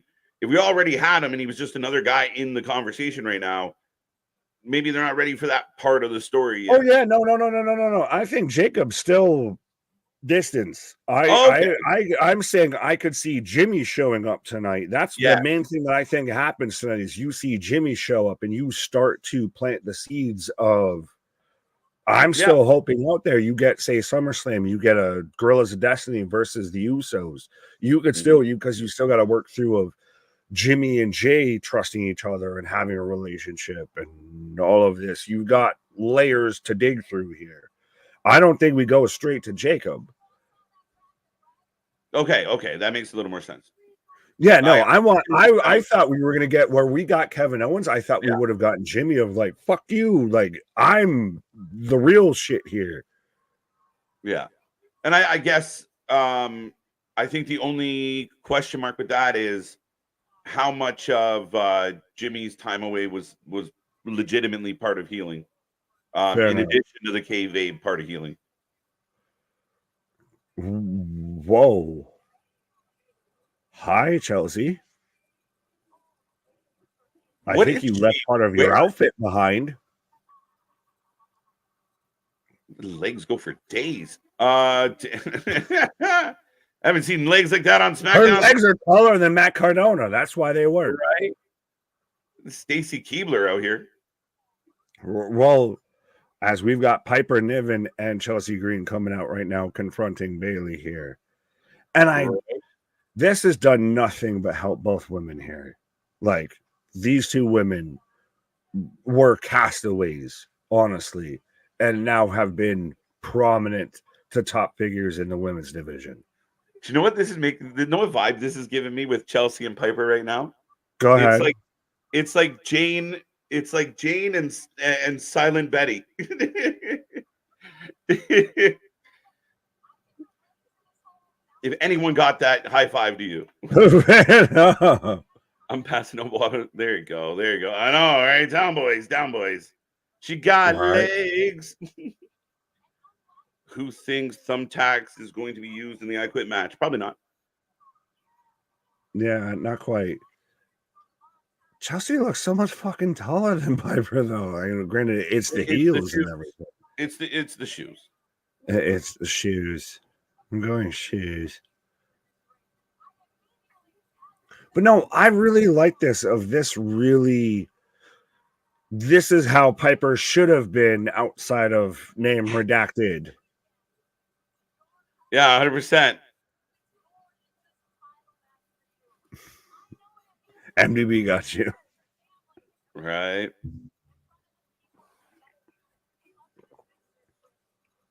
Hetero life mates right here.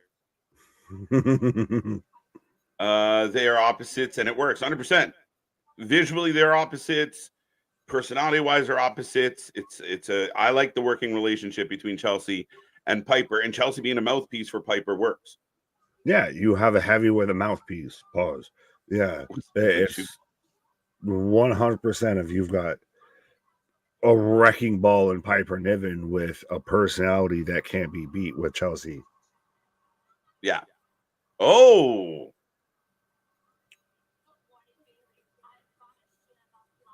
Let's not forget, though, that Piper Niven is who they signed when she was in the IWC or ICW. Yeah. Not IWC, ICW and everything like that. Of 100%. They signed her on being Piper Niven. They didn't sign her on being a side chick. Right. Like, she's got that in her. You know nothing. Somebody once told me the world is gonna roll me. We got Piper and Chelsea in the ring now. Bayley puts the mic down.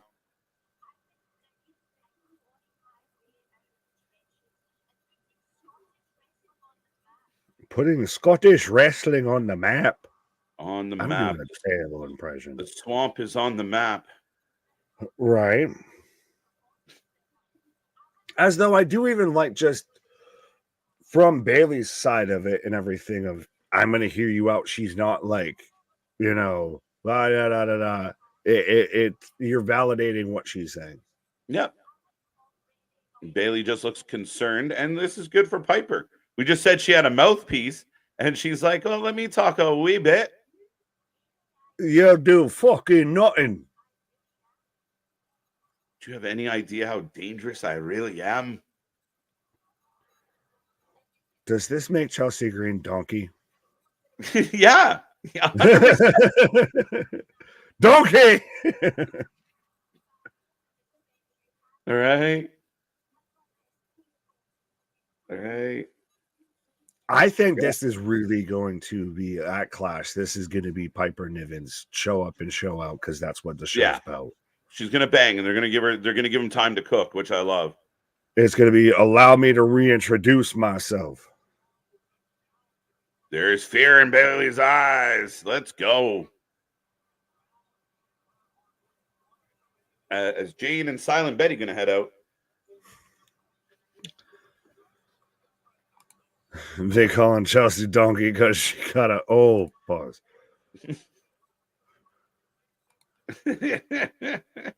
At Clash of the Castle. Wait a minute. What? Wait a minute. Logan Paul. Logan. Oh yeah, the cameraman just waiting for him to wake up. Does he seems like the fucker that would have some shit like that? Of Yeah, fact.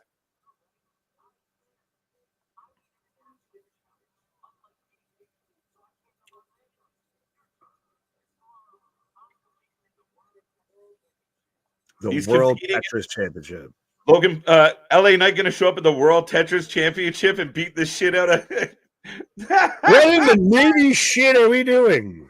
LA Knight about to go viral at the World Tetris Championship. LA Knight's about to be the world's greatest Tetris player, and it's going to be the finals. And it's going to be, if I beat you, I get you for a title match.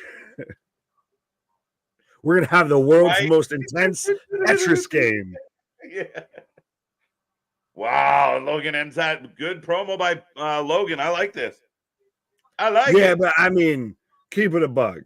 Tetris over, TNT. I'll take TNT over Tetris. Yeah, but the thing is, he's legitimately going to do that, whether it was WWE involved or not. Like, it's not like they were like, That's cool. He's a douchebag. We know that.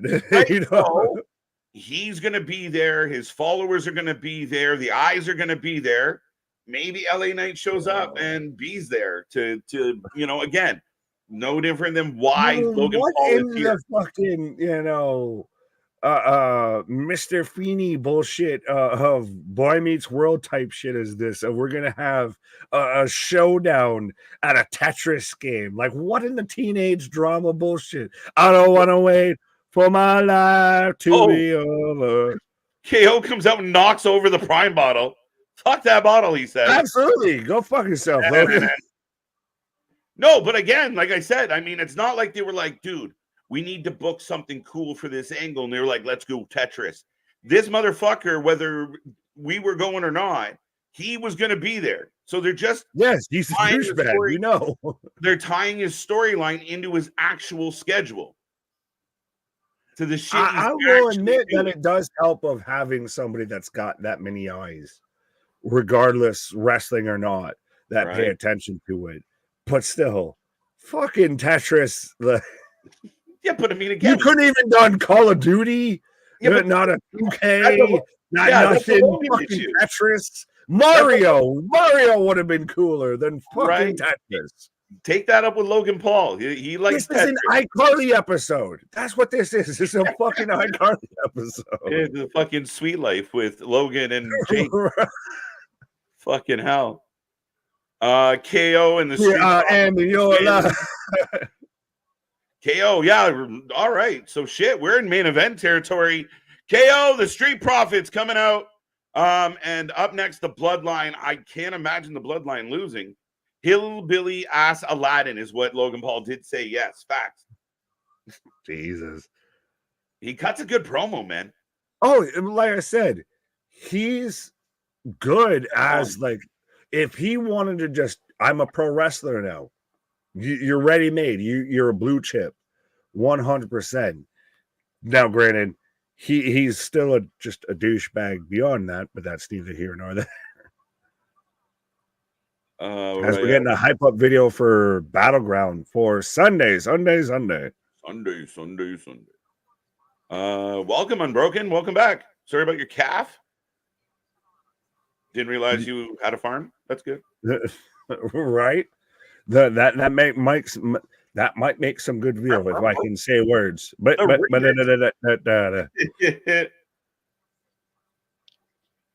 got the DJ scratching in the back. LA Knight being the US champion would actually do wonders for him. I can see him being an icon with the title alone. LA's over. And again, I think the man's earned a title. One of them. Oh, absolutely. I think I would say by the time we leave SummerSlam, LA Knight is US champion. That's the only caveat is, I mean, the SummerSlam, like, is it a case of they fight, LA loses, going into Cleveland, Logan's got to be champion. Yeah, that's what I think. I'm with you. It'd be really interesting because if he goes in not champion, like then he's almost got to win it. But like it's so weird to even try and predict of how Cleveland would actually respond to Logan. That's the other part of it, right? It's not your typical, but I mean, yeah, he's not your typical hometown hero. Yeah, he's your hometown douche canoe. Right.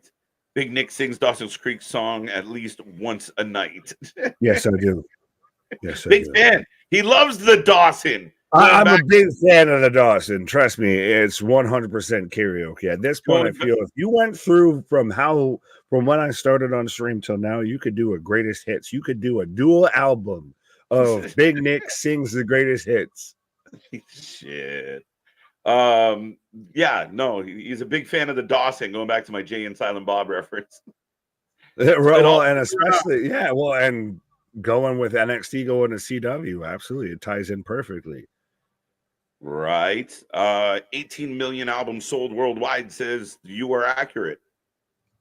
That was actually the first concert I've ever been to. That's amazing. This is how you remind me of what I really am. Mean he's popular, M. Someone asked, LA is over. LA's definitely over. He's got a big fan base, gets a huge pop. Fans want to see him beat Logan Paul's ass. So I like where we're going with this. Oh, absolutely, absolutely. If MJ, if MGK can be a hometown hero in Cleveland, so they have Logan Paul, MGK, and your hometown heroes are losers. Moxley. Your hometown heroes are losers. The Browns, Logan Paul, MGK. I don't give a fuck. I'm Canadian. I'll run that in Cleveland, 100%. Your hometown heroes are losers. Oh, we're in the back with Chelsea and Piper. Dewey! Hats off to Billy Corgan for carrying many stars till they got a WWE. Naomi of. I know she ain't bubblegum, but she got a bubble behind her. Keep my name out of your mouth. So maybe we get Naomi Chelsea. I'm here for it. Ew. Is that M? Abracadabra. That's funny. You made people think I actually like Dawson's Creek now. Huge fan. That's why I say I'm a big James Vanderbeek fan. The fucking forehead out there. That's why I'm a big Peyton Manning and Eli fan. I'm a big fan of Frankenstein too. That fucking forehead just does it for me. Big fans of 5 heads. What can you say? Big fans of 5 heads. I can't do 4 heads. I do 5 heads. Pause on all of that. I want to be a rock star. Why not? Why not? LA Knight got a hook on the Slim Jims. 100%. Next Friday. No macho? Next Friday. Oh, for just end this DIY them thing. Like, this is clearly to put over the tag team champs. I mean, fine, but yeah, DIY has just been sucking pond water for months now. Yeah, sorry. As Valentina Shevchenko. Hey, so we're getting the UFC ties. Yeah, you were on pause when they showed them earlier. It's UFC at WWE. They did a big graphic for it. It made me laugh. Oh, well, really so who's there besides Shevchenko? That's a good question. Someone else fill me in. I can't remember. That's why I asked it. Yeah, no, it's a good question. I watch cartoons because I don't want to go through a midlife crisis. All right. This popped me. In the UK, I think Slim Jims are pepperami, which I love. Who doesn't love a good pepperami? What the fuck? What's up, Joe? How you doing? John, how you doing? Wow, we're going off the rails quick. Go, John, Jim, fucking Slim Jim, pepperami, sausage roll. How you doing? Making me fucking hungry at 9:45 on a fucking stream right now when I can't, slip away for a snack here. As Solo out here, he borrowed the fucking towel from Taz out here because he's literally just Samoan Taz. That's a good comparable. Definitely the same look. He didn't chew his towel pre-match, kind of like Taz did, but it looks like it's been chewed pre-match. Right. He's got that ABC towel, already been chewed towel. We get Bloodline win. I'm going Bloodline as well. Where is Nikki Cross? Apparently hanging out with Uncle Howdy. That's the rumor anyway, Craig. Can't confirm or deny that at this point. Yeah, I mean, a Slim Jim is kind of a pepperoni stick. Yes. Why do I feel like a pepperoni is different than a pepperoni stick? Because it has a different name. I'm pretty sure pepperoni was a typo. No, I've actually heard the term, so that's why I'm like, I don't know. I'm gonna Google this as we've got Dawkins and Tama Tonga right now kicking it off. Hey, pepperoni! It's like, oh yeah, I told you. That's fucked up. I thought it was a typo. No, the UK's on some other shit, my guy. They're living in 2000. They're living in 2008. We're living in 2008.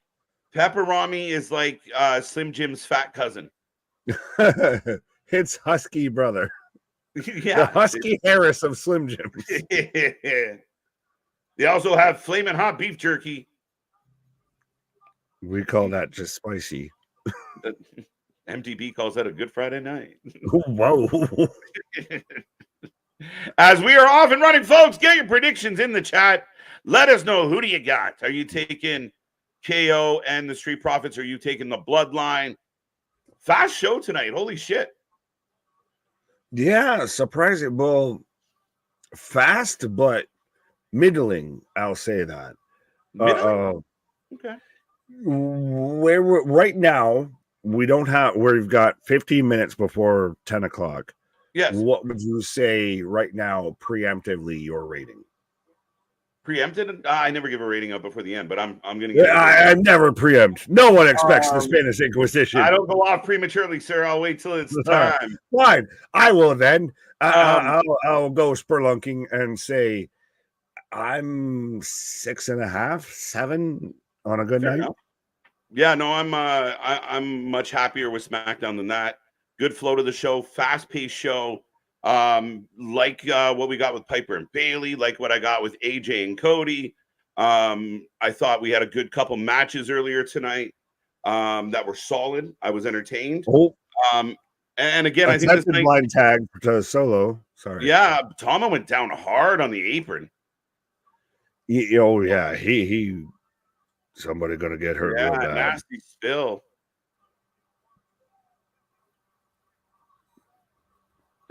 Solo angry as we go to commercial.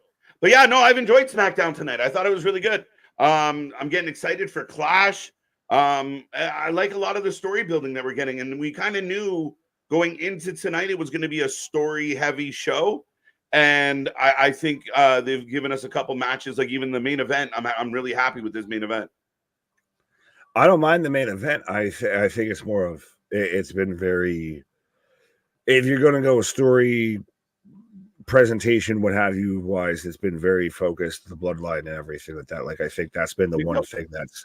I think that's been the one thing that's really hooked everybody in.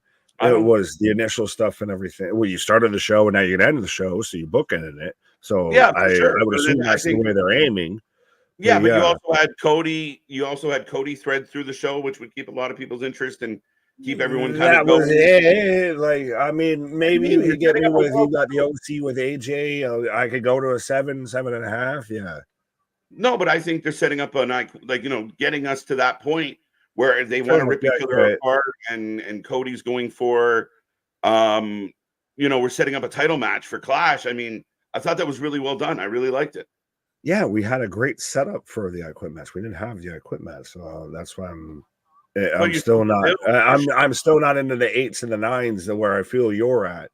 No, not necessarily. But yeah, no, I think I really like how they built that angle up. I'm very excited about AJ, Cody. I thought they did a real solid job. AJ being a heel and having the OC on his flank is nice. Yeah, another cool QR code. I thought tonight was good. I really liked tonight. Fair enough. NWA is still around. Did NWA Women's Champion leave for AEW? Yeah, Camille left. We don't know where she is. But she's mad. Well, it was she left. She's gone the Veer route, and we still don't know if she's found her way here. It's been everything of Camilla's coming. Pause. We don't know if, when, or how she's going to actually show up. Yeah. Jade versus Zoe, Shayna, and Alba Dawn at Clash official. Let's go. Triple threat women's tag match. I like it.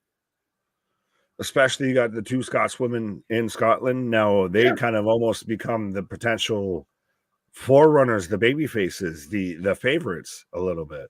Yeah, you get a bit of Bizarro World, and a lot of fans are going to be behind these two girls. And I mean, it'll be very interesting because we go to UK a lot, and you get the Hey Bailey song, but she's going up against Scott. I forgot about that with Piper. Yeah, maybe we get Hey Piper. Oh, imagine. Hey Piper, who? Huh? I want to know. I don't know if it fits. And I don't know if it fits the same. All right. It's close. It's close. Back to the action. Montez looking for a tag. Solo not having it. Into a Samoan drop. Two go. Oh, I'll cuddle you. We'll air hug.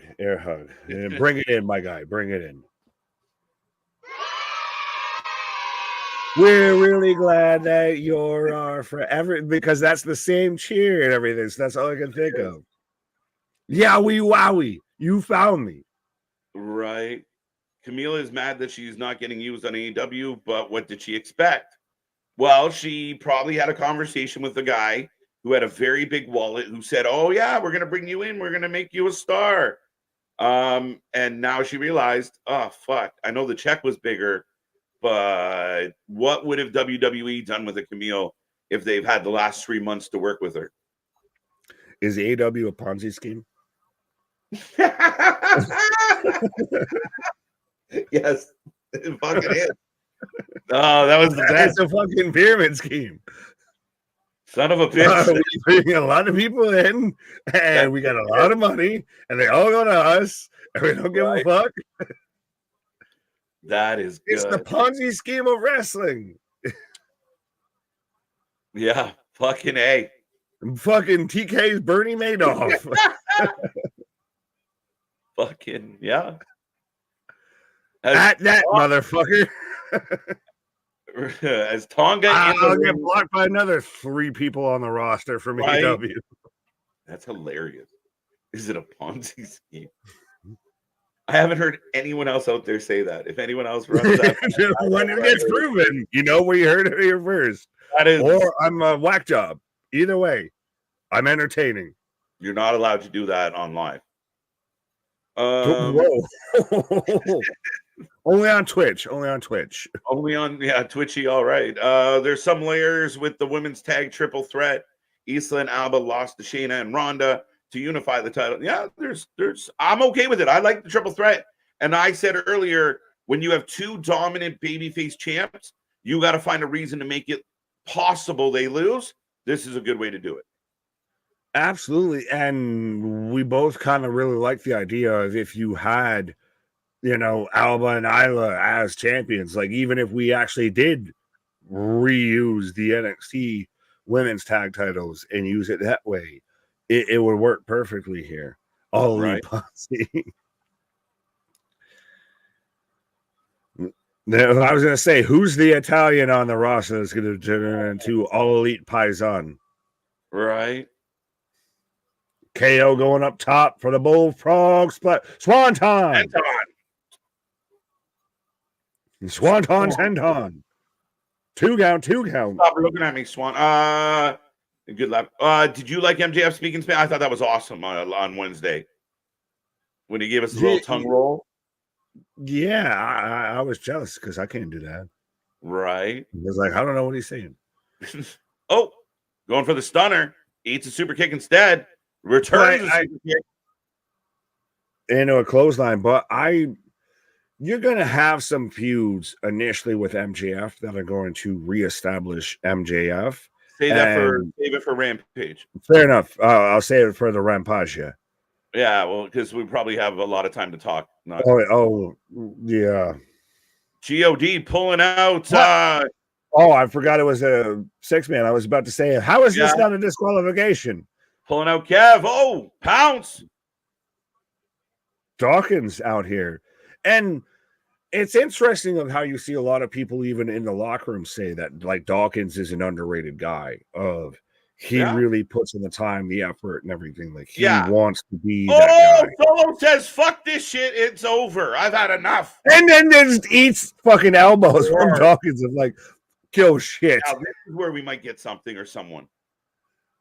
Ooh, so yeah, shit. We don't need rules anymore. I got some bad news. The rules are gone. Right. Oh. Spike to Dawkins. A sit down spike. All right. Steven, stand man up. The lady ref is definitely better than Odd Breed. We got 5 minutes on the clock. We're getting something. Yeah, there's a lot of Randy Orton, most likely. But no, he's still recovering. There's still even talks to where it might be you might have a replacement of him versus Gunther because RKO is still recovering. As a slingshot into the spear. Holy shit. Solo, hey, listen. You're trying to get someone's attention. Somebody may be out there. Allow me to reintroduce myself. My name is Solo. H to the OZ. Speaking of blasphemy, as KO getting mugged by everybody, Paul just looks fucking beside himself. Well, he's still walking into the frame here. MJF is Spanish Turbo Man. El Grande.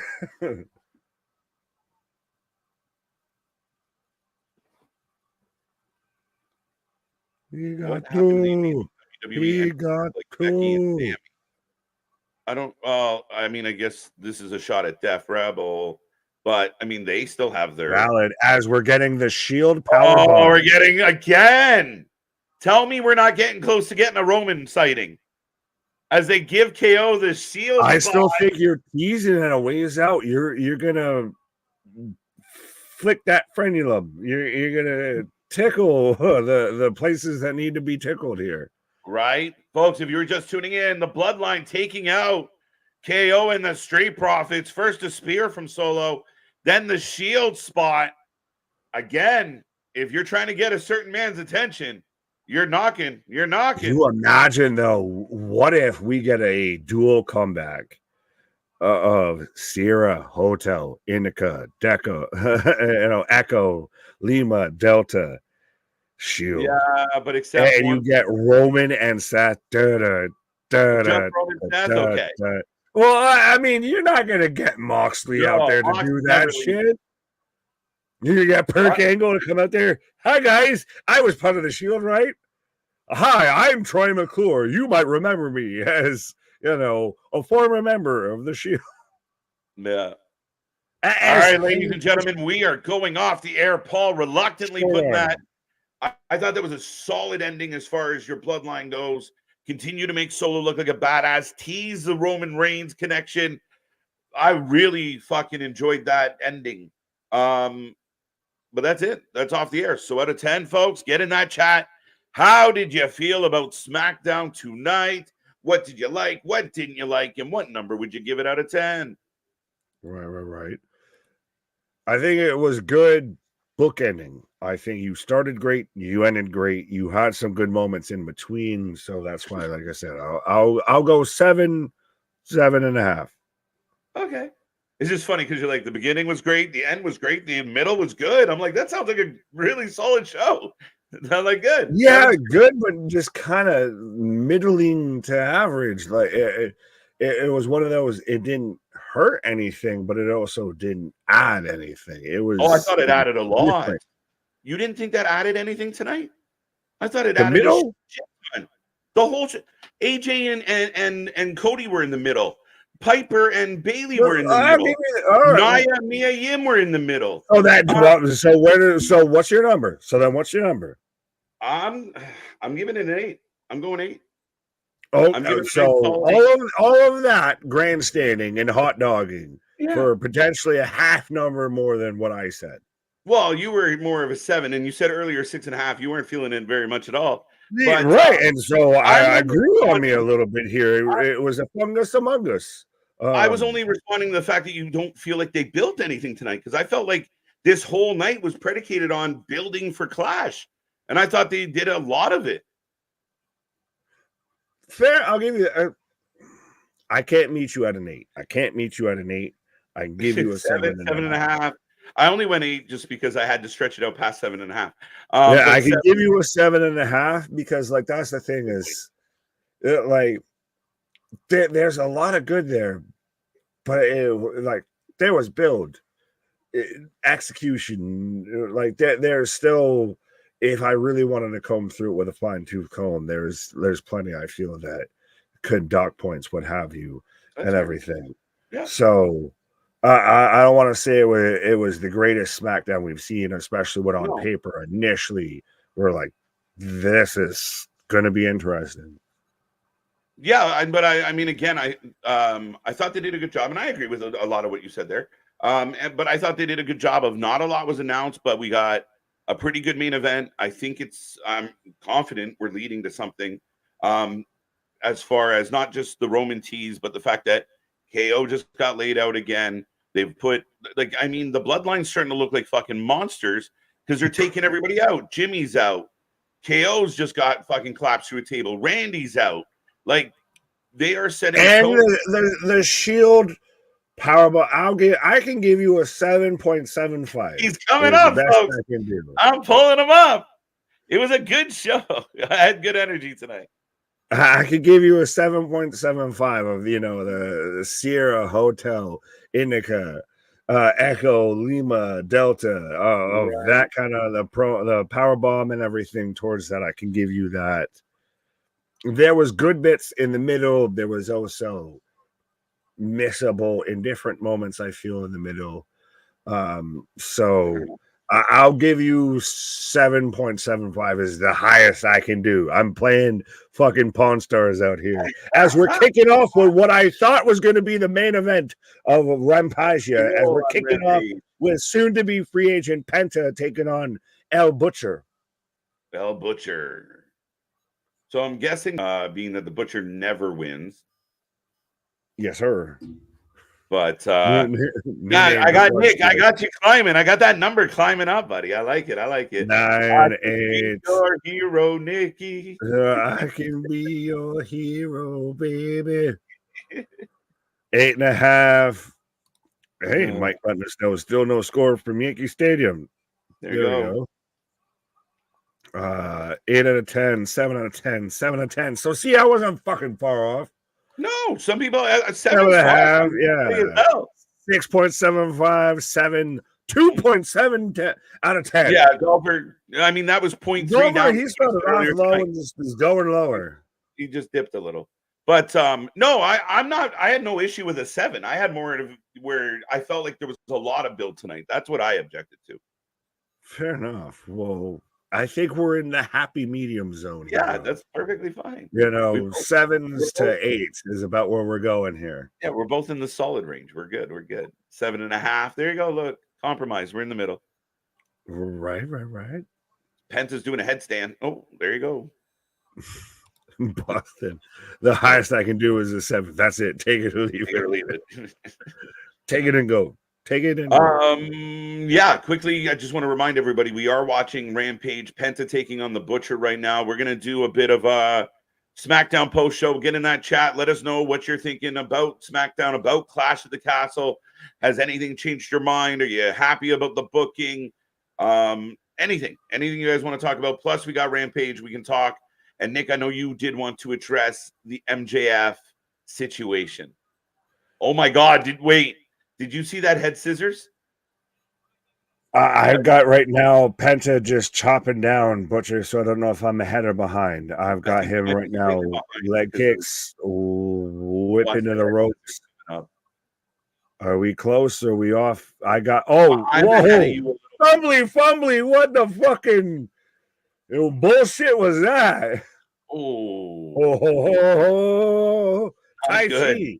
Not I good. never knew Penta was out there practicing the dark arts and managed to, fucking Tai Chi, wizarded away the butcher there with that head scissors. Right. As Alex Abrahantes gets taken out by the butcher.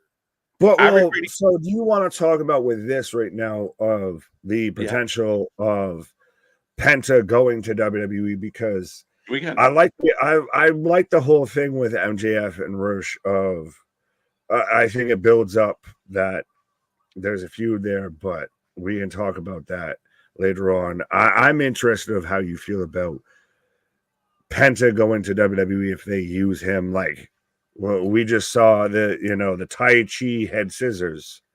Is that going to be is Penta a guy that does an NXT run?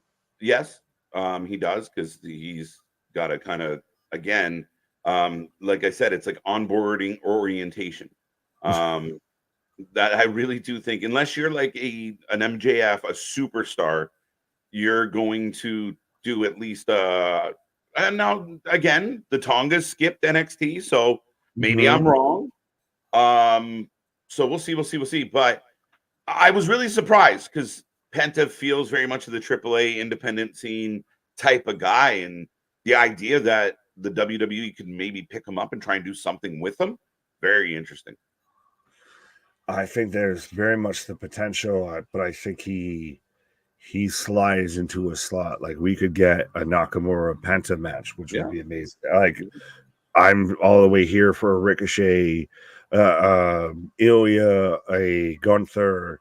Like there's the potential, but I don't see any of those matches to where Penta wins. So that's going to be the thing, and especially if Penta wants to come as a singles guy versus he comes with his brother. Yeah, it'd be interesting if his brother could come along too. And I don't see why he couldn't win those matches. Like if they sign him and they're like, okay, we'll get him in.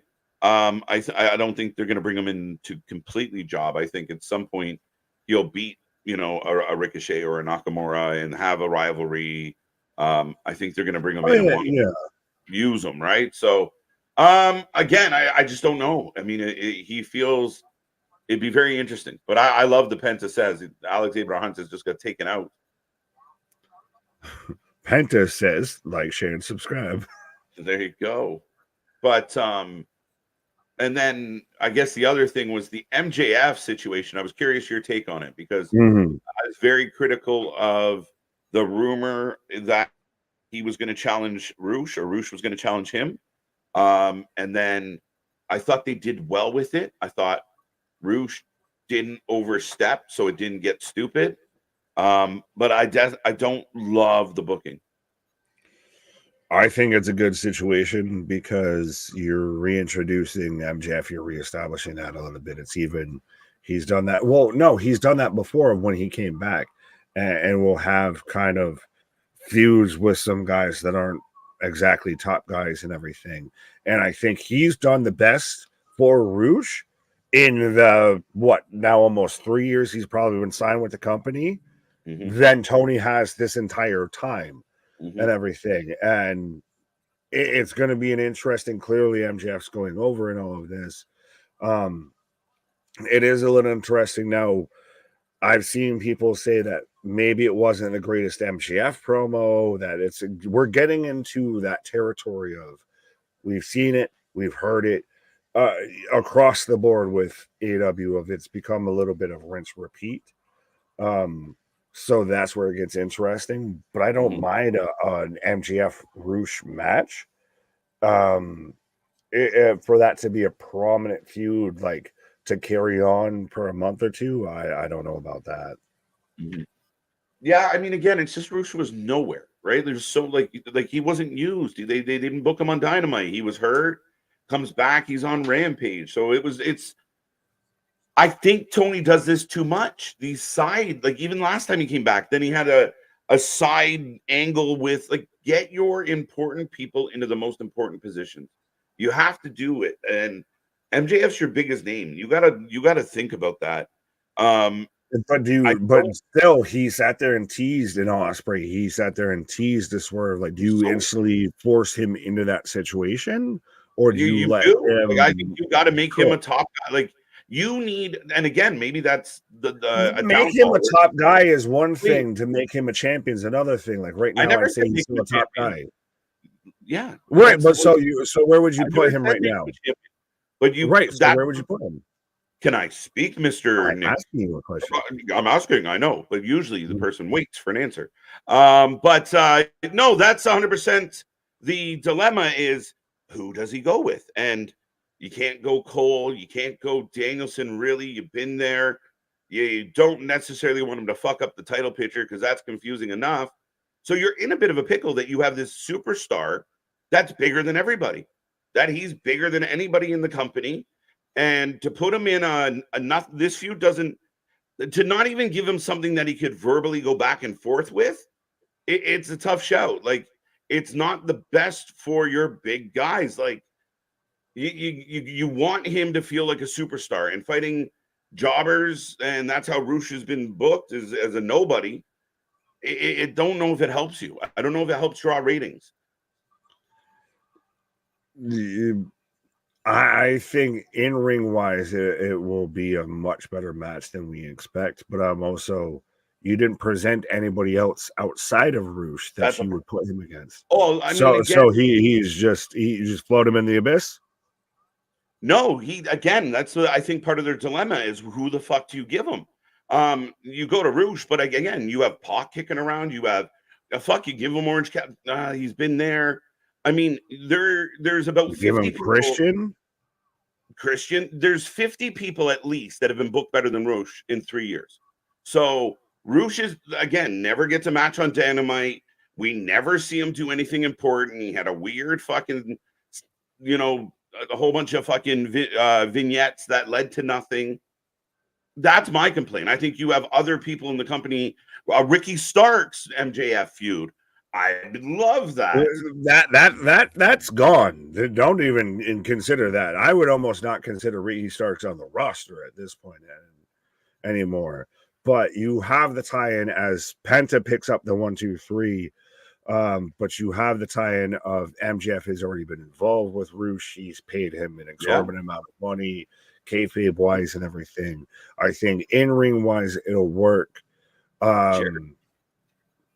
It's to me I don't want to fully say this, but the closest comparable off the top of my head I can make it to is when you had MJF and Darby go at it a little bit, because Darby was not where Darby is now until he faced MJF. So Darby, I think that could help a little bit, but I think it's the problem, like you said, though, there is a problem of he has no one else to go against. He's not going to go against an Okada. He's not going to go against a Kenny. He's not going to go against that person, this person, or that person. Yeah, I mean, it kind of shown off. And speaking of things that make me not happy, here comes Chris Jericho doing his parade wave. Thanks, guys. As a wrestling streamer and content creator of over 2 years, make sure you hit that like, share, and subscribe button, because it does nothing but help the algorithm. Thanks, guys. He talks like he got hit in the head with a fucking brick. That's the thing. What the fuck happened? Like, again, are you on shrooms?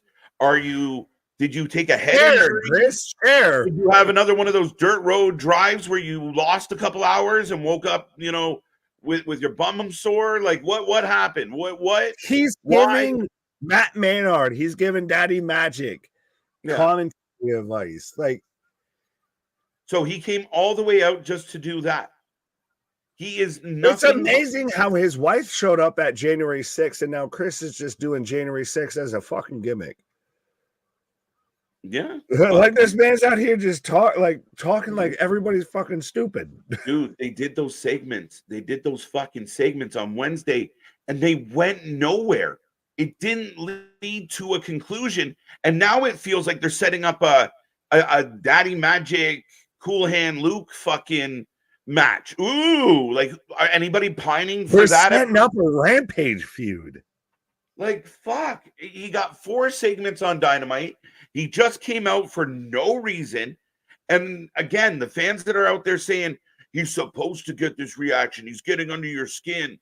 No, you're wrong. This sucks. Anyone that thinks that this is good is clinging on to what Chris Jericho was instead of what Chris Jericho is. And the rest of them are just refusing to say anything bad about AEW. Well, that's the sickos and everything. Tony Khan books to and everything.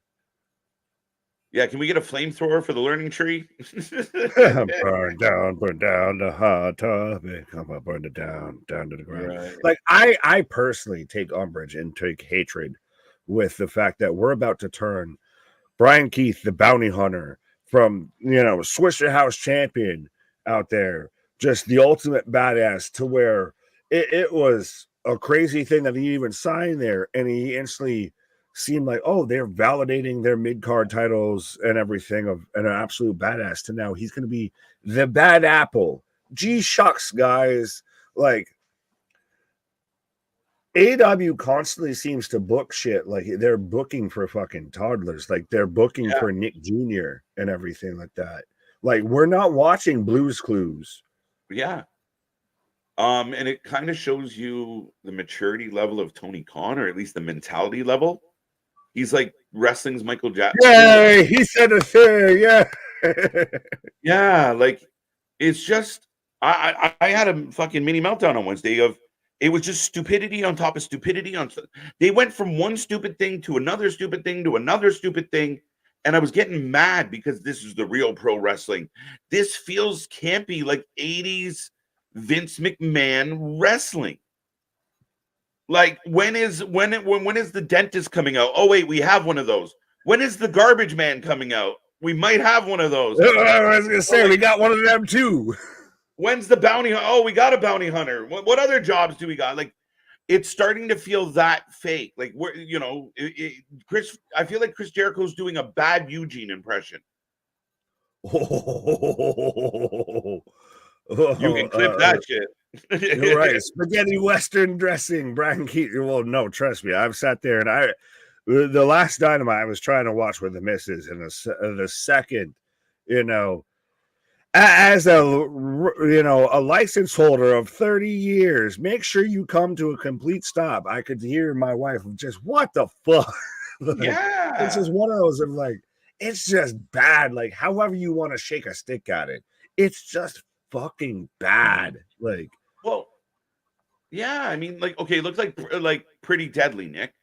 Like, you have Pretty Deadly, who they have a stupid gimmick, but they came in with the stupid gimmick, and then people hate the gimmick. With Jericho, the hate was there, and this was his big plan to, I'm going to turn everything they say about me against them. No, now you're fake and transparent. Like we said, like, did you have a head injury? We saw you 3 weeks ago. That is almost embarrassingly funny. Yes. I said words. Right? Fuck. You're so vain. I bet you probably think this gimmick's about you, don't you? Don't bad. It's so bad. It's just it, but it's not even a visceral upset heat or anything like that, as we've got the Acclaim coming up right now. It's go away heat, and go away heat is like the nuclear option. Christ, for the longest time it was called X-Pac heat, because unfortunately, and I'm glad he's managed to fucking Tai Chi his way out of that. Yeah, he got out of it. Right, but there's the term of go away heat of, it's just not bad. It's so bad I don't want to watch anymore. It detracts more viewers than it attracts. Mm-hmm. It's insulting to the viewer, and that's my biggest complaint, TJ. That is the biggest problem with a lot of what we got. Is it's one of those moments, if somebody walked in the room and they were not a wrestling fan, and they always razz you for being a wrestling fan. Oh shit. That's the moment they walk in. I'm waxing my learning tree. What are you so upset about? Thanks, guys. Yeah, like, what are you watching? Like, Why are you watching this? Like, I have no way to justifiably defend that if somebody was there watching it with me saying, explain this to me, why is this entertaining? I can't defend it as a wrestling fan. Right, as we have the Acclaimed versus Hunter something and Parvies of, we have basically the Geico cavemen with camouflage face paint, as KJ, of course, apropos, picks now to take a pause for the cause. But we are on our way with tag team action, as we've got, the Commandos with loincloths taking on the Acclaimed here. AW is awesome again. Ratings going up. Live events up. Stop the hate. Robert, it's not hate. I will say it's a discussion of, you can't say that live events are going up when you have, a 12,000 seat arena and you book it for 2,000. That's a bit interesting to me. I will say that there are good aspects to it, but there's a large portion that is issues, and to turn a blind eye as we get the mic drop elbow and a 1, 2, 3. So already the Acclaim pick up the win on the JOB here. But yeah, the ignorance and the blind eye and everything to me, of the second anyone says anything that might be critical, it's hate, to me is the biggest detriment of. I understand that there's some people that are going to just hate to hate and the haterade, and you got to cipher through it and everything. But 100% I feel that we're one of those people that we watch literally in everything when it comes to pro wrestling, but at the same time, it's one of those of, you've at times got to listen to it and stop acting like people are just saying things to hate on it. As we've got Shane Taylor Promotions backstage right now. As Larry is saying, I can defend it. Well, you can try, my guy. Robert, I hate. You sound like the world's angriest robot of just, I hate. Can we just get Serena and Mina already? We're getting, the pollen action, the pollen match there. Has anyone want to let me know what's going on with the right side of Anthony Ogogo's face? Because, man, literally, he's out here talking about smashing people up, but he looks like he, was eating some right hands and some right crosses to the face here. As we're getting the gates of agony of Toa Leona and Khan out here, which these guys as a tag team, to me, I think is a solid good option here. Keep it a buck. With what we just saw with the Bloodline ending SmackDown here, wouldn't be a bad pairing here. You get Gorillas of Destiny. If we're gonna Forbidden Door AEW and WWE, you get Gates of Agony versus Gorillas of Destiny versus the Usos. I mean, we get all the Samoan-ish out there.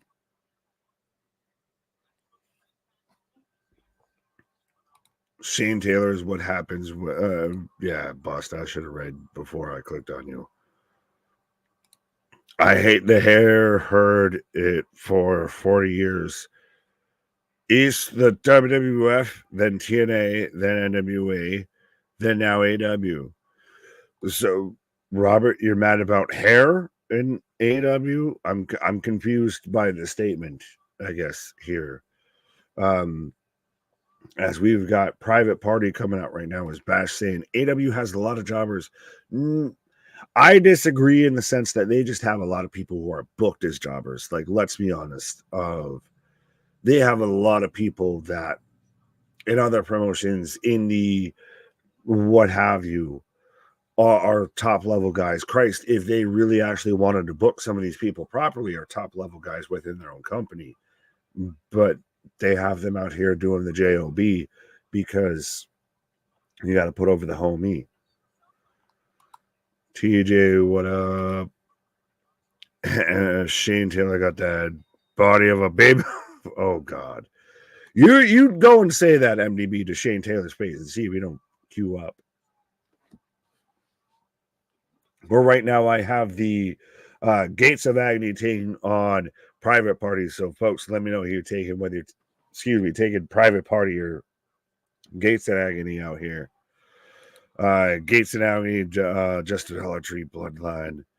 Oh, and it's so interesting to me to look at this of our chat, the discourse online, everything like that.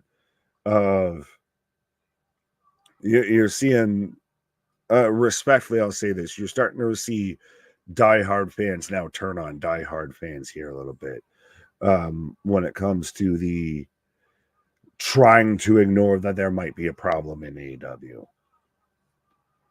As Toa just takes homie out after the tope here. Robert's taking Gates as we cut to picture-in-picture here. If you see Shane Taylor coming at you down the street, you're across the street. Absolutely. I'm a grown adult. I'm probably, honestly, respectfully bigger than Shane Taylor, but I still get the feeling that man would me up. I'm a big fan of Shane Taylor Promotions. I wish that they would get a little bit of momentum. And by the way, as we're in picture-in-picture right now, so we'll remind everybody, we are the Wrestling for Life Network. We do this for anything and everything when it comes to pro wrestling. Often imitated, never implicated, never duplicated. Be a friend, tell a friend, like, share, and subscribe. Absolutely. But is it a bit of an issue and everything like that? Ring of Honor is pretty much now an afterthought of you've got Mark Briscoe out here competing for shots at a mid-card title on AEW as a Ring of Honor World Champion. The Pure Championship division just gone by the wayside. We finally just got Yuta back. The tag titles, the trios belts are all pretty much null and void here. Pretty much the only title that's still relevant or doing anything on actual Ring of Honor is the Women's World title with Athena, which, let's be honest, I feel she should have been moved up to the main roster at this point. Because Ring of Honor seems like it's now festering, like it's now starting to come into rigor mortis here a little bit of your world champions out here not super involved with it. Your mid-card champions are not super involved with it. It's really become not even just their NXT, like their NXT level up, and they just don't promote it enough. And you've got Athena out here who's probably one of your best women. Like, I wouldn't mind a Toni Storm versus Athena feud, but we won't move Athena past Ring of Honor for some reason. Damien saying Dalton Castle versus Kyle Fletcher was good on Ring of Honor. Fair enough. Athena should have been off Ring of Honor by now. It's clear Tony Khan isn't any better than Voldemort. Yeah. Vincent Voldemort Kennedy McMahon out there. TK needs to unload Ring of Honor to some other wrestling fan. It would make wrestling better all around. Is Ring of Honor right now just worth its video library? Again, are we back at this point to, even though it's already been owned by, billionaire Khan and everything, that it still just retains its value as a video library, of it retains its value of what was Ring of Honor versus what is Ring of Honor. I'm broken, you never go back. Wow. I'm talking about True TV. Well, speaking of True TV, speaking of the truest that is out there. True TV. I think True TV just shows like Impractical Jokers and like those Storage Wars shows. Yep. Just start going, yep. Yep. As I'm coming back out of commercial, Gates of Agony and Private Party. We're actually getting a tag match. Let's go. Right. But so I was talking about it before, and I don't know what you call it. We got Senton from Fontes Mord instead of Montez Ford out here. Yeah.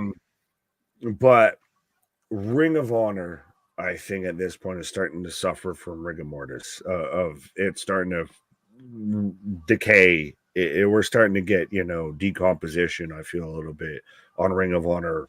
World champions, null and void, absent, and that's through no fault of Mark Briscoe. No pure championship, no tag belts.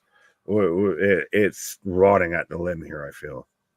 It's nothing more than a video library. It has no and absolutely no credibility, absolutely no relevance.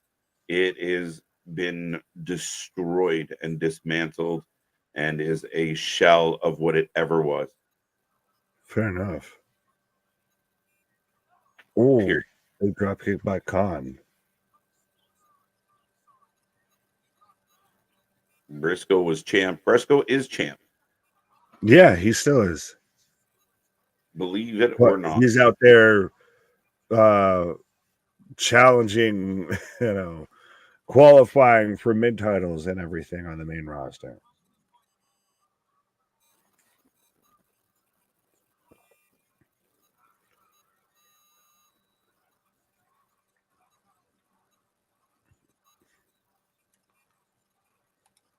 Dodgers beat my Yankees. What the fuck?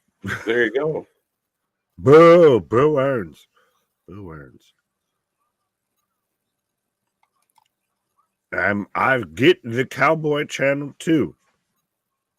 Yeehaw! There you go.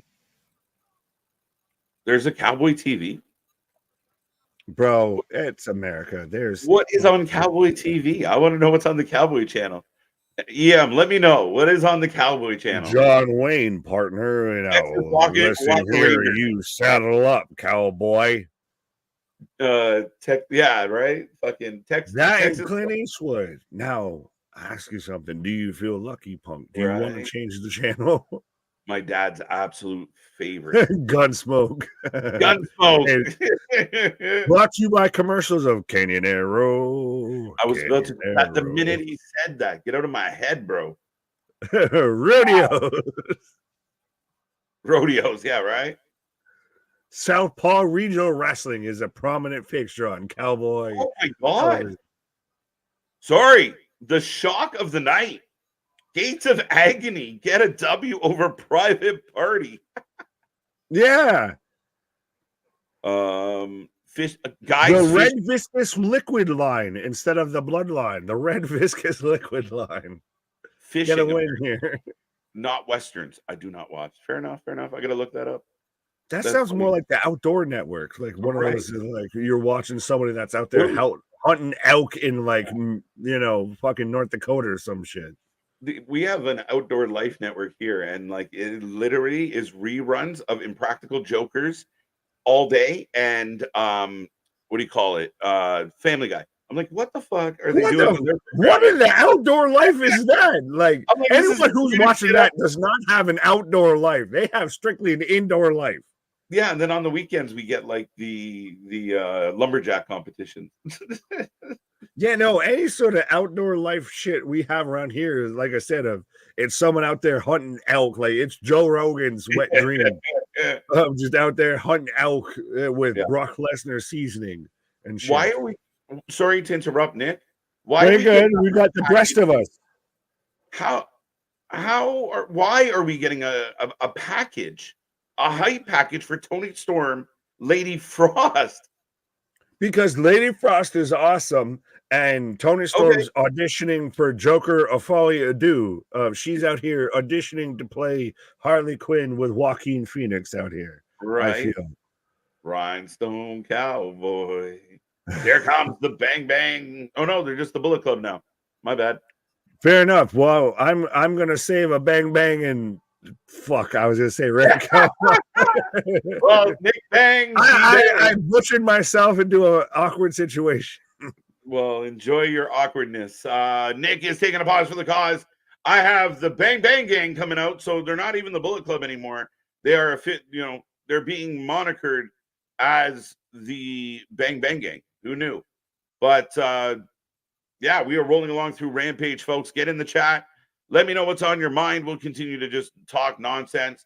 for the next little while. Anything you want to talk about, SmackDown related, Clash of the Castle related, let us know. Let us know. And if you're watching Rampage, how you feeling? How you feeling? Line breakdancing, smoke meat while you shower on Cowboy TV. MDB, I gotta know, like, what is on the Cowboy Network? Jobber Embassy, they gotta win. Keyshawn. Speaking of jobbers, look at these three. Holy shit. Is that Velveteen Dream?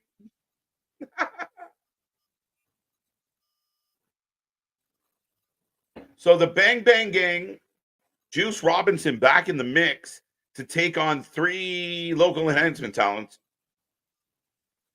We're not making Westerns here. The dark-haired guy who doesn't want the Mother Lode Mountain become a theme park. Wait, what? Oh, God, it must be late in the stream. 3 hours eclipsed already. Woody, my favorite cowboy from Toy Story. All right. I bet. Don't play with your Woody too much, bud. Remember Pop TV for a hot minute, yeah. As Juice pulling 2 jobbers into the ring, throwing jabs. Every jobber wins a match eventually. Right, maybe.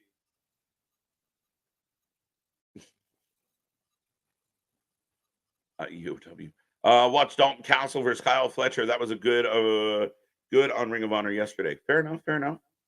And again, Damien, I think the indictment on Ring of Honor isn't that there isn't talent there or they can't pull off a decent match.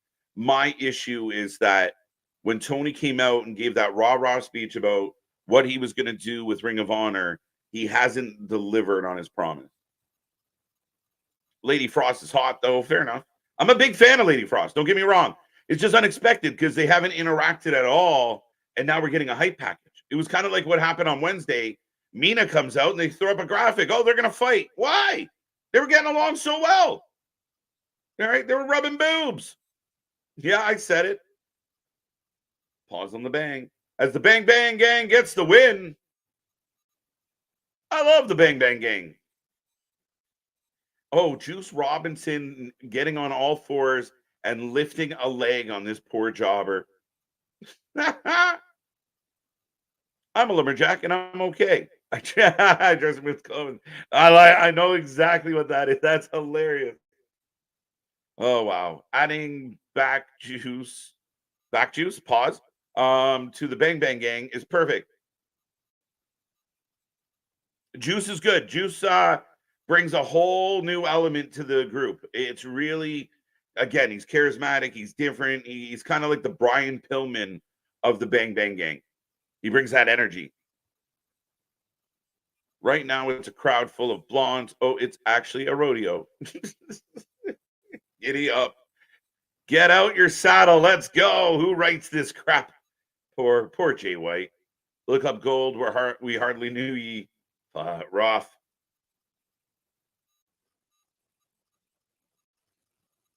So Jay White is cutting a promo, just basically reintroducing us to all the members, including Juice Robinson.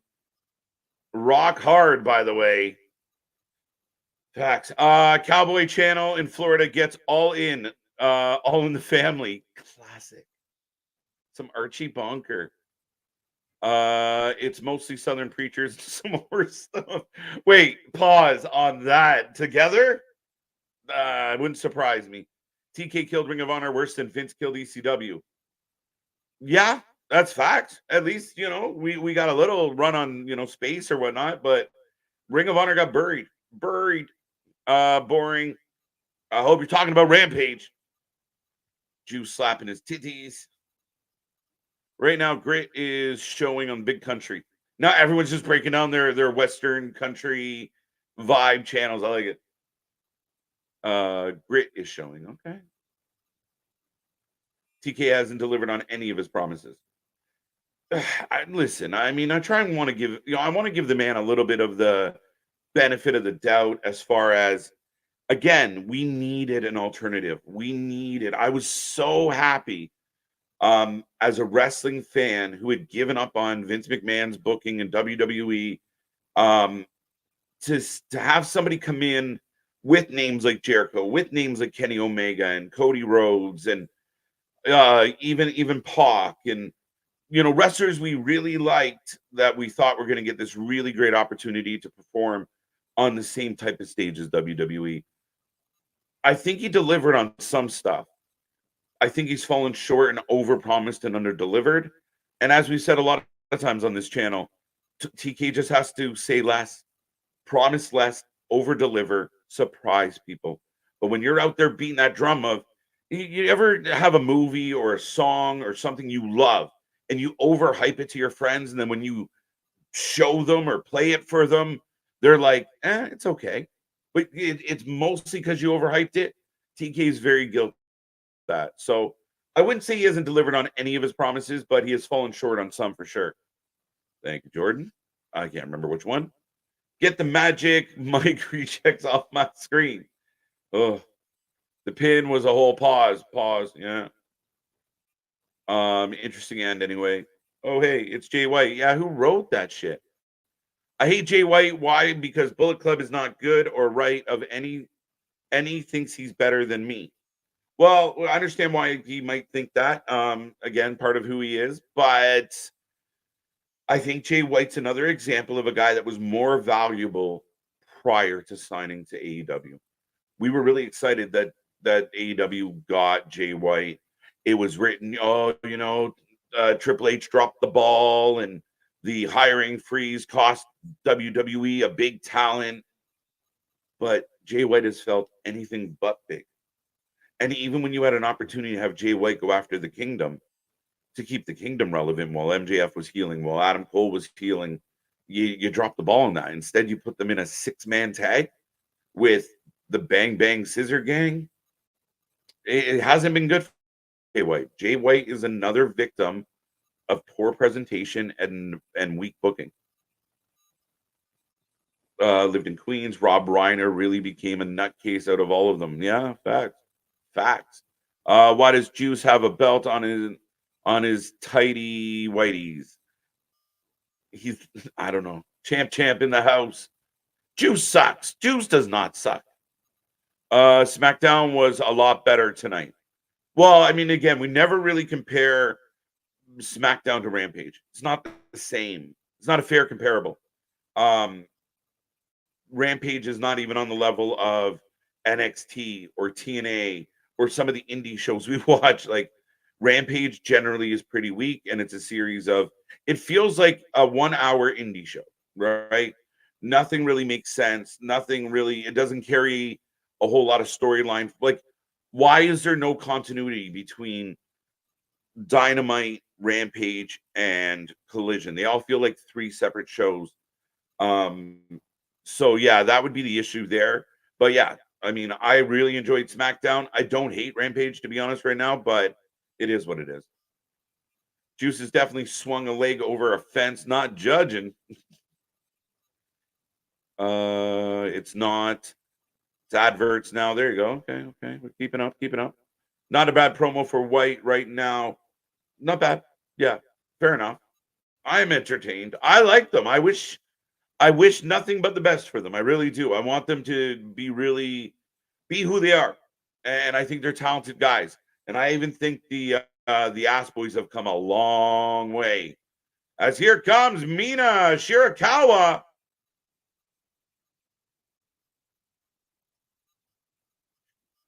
She is the meat in the Mariah Tony sandwich. You heard me. Yeah. The segment that broke me this week. Bum, bum, bum, bum, bum, bum, bum. Together but separate. It's rodeo. Okay. So we got some rodeo going on. Fair enough. I wish it was more like ECW rather than WCW. Fact. And I think at times they try to be like ECW, but all they got from the ECW days was the carnage, the wrecks.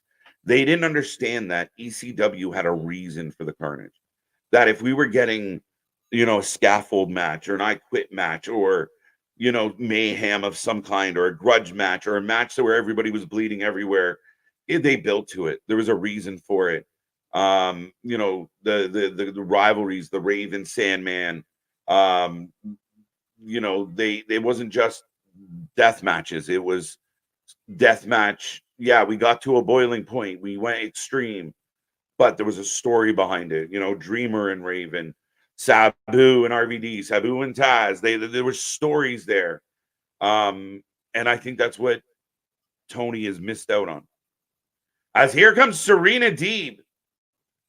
I really hope like Serena Deeb here to do a job for Mina. So again, Serena Deeb giving her flag away like a baby face, quite confused. Mina seems like a baby face. Tony Storm's a baby face. Mariah May is a baby face, and they all keep fighting each other. Kelly too. Okay. It was the best of times. It was the breast of times. Here we go. Yeah, it was the breast of times. It was the worst of times. And like you said, you nailed it on the head of Tony Khan and gang when it comes to booking, pulled just from ECW of what your general audience pulled from ECW without actually watching ECW of. Yeah. Well, they do hardcore shit. Yeah, but no, there was a reason as to why everything built to it. There was still divisions. Like ECW was a groundbreaker for there's pre-wrestling with ECW and there's post-wrestling with ECW. Yeah, 100%. And I think to me, it screams of the kid that watched a lot of tapes. Like a lot of, you get like the best of ECW, and it would just be the highlights. A lot of clips, not a lot of matches, which is funny because that's what their audience accuses a lot of people of doing. Yeah. But that's what it feels like. Right, as we've got Serena D versus Mina Shirakawa. Right. We've got technical versus breasticle right now. So Mina, Nick, is going to take on Tony Storm at Forbidden Door, right? Kind of interesting being how they all seem like they were bosom buddies, to say the least. Literally. And a match out like, oh, we're going to fight. I think this is weirdly how we're going to start to get to the Mariah May fracture of she doesn't know where her loyalty lies and everything to an extent, and that could be where we cause the tension here. But that's it's really interesting that this is the way we're going about this. Yeah, really surprising. And I mean, Mariah May takes a loss to Saraya on Wednesday. Blew my mind that she took the L. Then Mina comes out, saves Mariah, bumps boobs with Tony, and then all of a sudden a graphic comes up. They're fighting each other. I'm like, shouldn't you have told us that before they started going chest to chest? If June and Paulin weren't involved in this and everything, I'll say this as politely as I can, of if it wasn't for making out and boobs and breasticles and bosoms and everything, is this story anywhere near where the fuck people perceive it at right now? Like, honestly, this story's kind of shit outside of awkwardly potential sexual tension. Like, what the fuck are we doing? It feels so silly. And to be honest, I'd rather have Maki Ito than Mina Shayakara.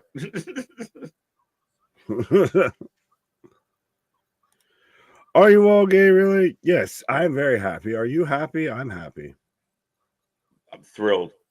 There you go. Well, I can see M's got a narrative that they want to go with and everything. And you can have that. That ain't even what I'm mad at. Oh. Okay. My system just disappeared. It did, and then it came back. Oh, snap. You snapped somebody out of existence. I'll put it that way. But it's one of those that you can have that. Like, you're a non-offensive troll. Like, you're not even mean with it. You're just dumb. Yeah. That wasn't even overly intentional. That wasn't overly intentional. You mean that was fully intentional? Fuck my life. I got out here. KJ's Uncle Howdy glitched. So yeah, you're out here. You've crossed that bridge there. You've gone full Uncle Howdy out here. I lost. Yeah, everything just went blank, and apparently in the blankness, darkness imprisoning me. But I've came back. Have you came back? Because I've got commercial break right now, or picture. I'm on commercial break. But I'm saying the peoples. Can you see the peoples? I can see the peoples. Yes. Okay, there we go. I'm trying to fix something that I did. Well, sometimes when you do a thing, it was meant to be done instead of it needs fixing. Man, oh man, did KJ enjoy learning tree on Rampage? Making my eye twitch. I want to hear anybody out there that actually enjoys that, like, make a case as to why that's good, like why the learning tree gimmick is good, because to me, it is insufferable at this point. Again, like, I mean, even when a few people were like, oh, well, he's being kind of silly, maybe it's not so bad. Then he did what he did this Wednesday and just murdered it. Like I said, he's the Ted Bundy of ratings. Like, oh, I tried to say that he's just going, kind of full camp with it and everything. And then he went not only camp, but went camping trip. He went camp counselor with it instead of just camp. Right. Yeah, 100%. What's up, Nick? What's up? As I've got Deeb out here. And it's so funny because it's almost kind of getting me this vibe of, we're talking about potentially Natalya could go to AEW, goes in the Owen Hart Trophy and everything like that, or the tournament, what have you. Yeah. Don't they kind of have Natalya without the Canadian and the Neidhart attached to it in Serena Deeb right here, and has just been withering away, has just been floating in the abyss? Now I know obviously health issues, etc., but even right now, she's not predicted to get this win over Shirakawa. She's kind of just out there. She's super talented. She'd be a great agent. Again, everything sounds like Natalya, but just kind of there. Yeah, I mean, again, and I said this, I think, right before you came back from your break, where it really baffles me. Like, Serena Deeb comes out, gives her flag to the fans. She's hyping up the crowd. Babyface. Mina, babyface. Tony, babyface. Mariah, babyface. Just lost the heels on Wednesday. Saraya, heel. It's really like, who the fuck is booking this? And why does it not, any of it make sense? And just because these ladies are chest bumping each other, oh, great. Wow. Okay. I mean, we're going to have the whole argument, like Wrestling Observer, about who's heel and who's not, and how it matters and how it doesn't and everything. And, a certain tuna is going to be out to lunch and well past his expiration date. Yeah, I mean, again, how does Meltzer defend this? Like, I would love to hear the follow-up and have Alvarez bring up this, like the whole Tony Storm thing now. Okay, you weren't sure who's who, but now it's even worse. But again, to them, there's too many stories. There's too many stories going on. Oh, fucking hell. As Shirakawa hits a step up in Zaguri and then is now selling the knee. Like, it is pop-up book writing. It's not storytelling. Well, that's why you have Chris Jericho out there talking like fucking Blues Clues and everything of, we just found our learning. We just found our learning. We just found our learning tree. Wonder who it's from. Yeah, 100%, man. And it is one of the worst things I've ever seen on wrestling television. It is horrible. Again, it's insulting to the fan base, and it's not doing what he wants it to do. But if you say that, you're terrible. Fuck them all. This ref has a mean power stance going today. Well, as we're within the last 5-6 minutes of RAMPAGE here, so this is your main event. Yes. So this is your main event instead of Penta Butcher. I mean, fine, you're setting up Rampage always goes backwards. Yeah.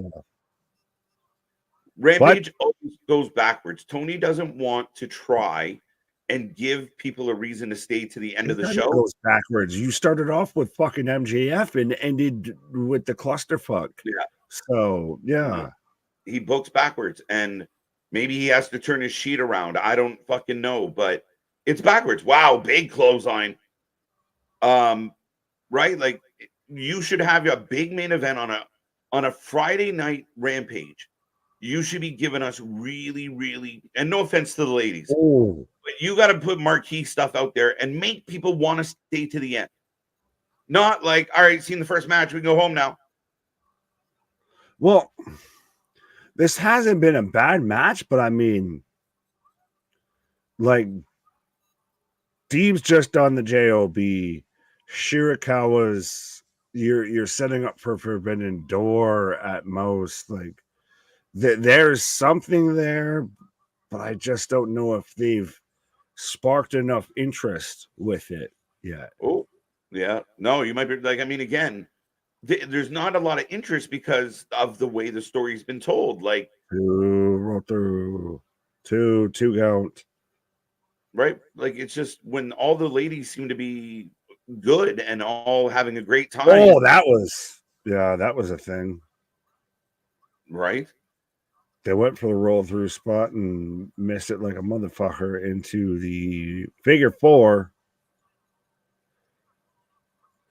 Now, though, Serena Deeb, as being your technical wrestler and your super technical prowess, she shouldn't tap at all. If she loses on a tap out here, that shouldn't happen. She should be one of those, she gets caught with a surprise roll up. She's supposed to be your technician, your technical wrestler. That's I'm the one that submits you. You catch me with a surprise roll up, not you tap me out here.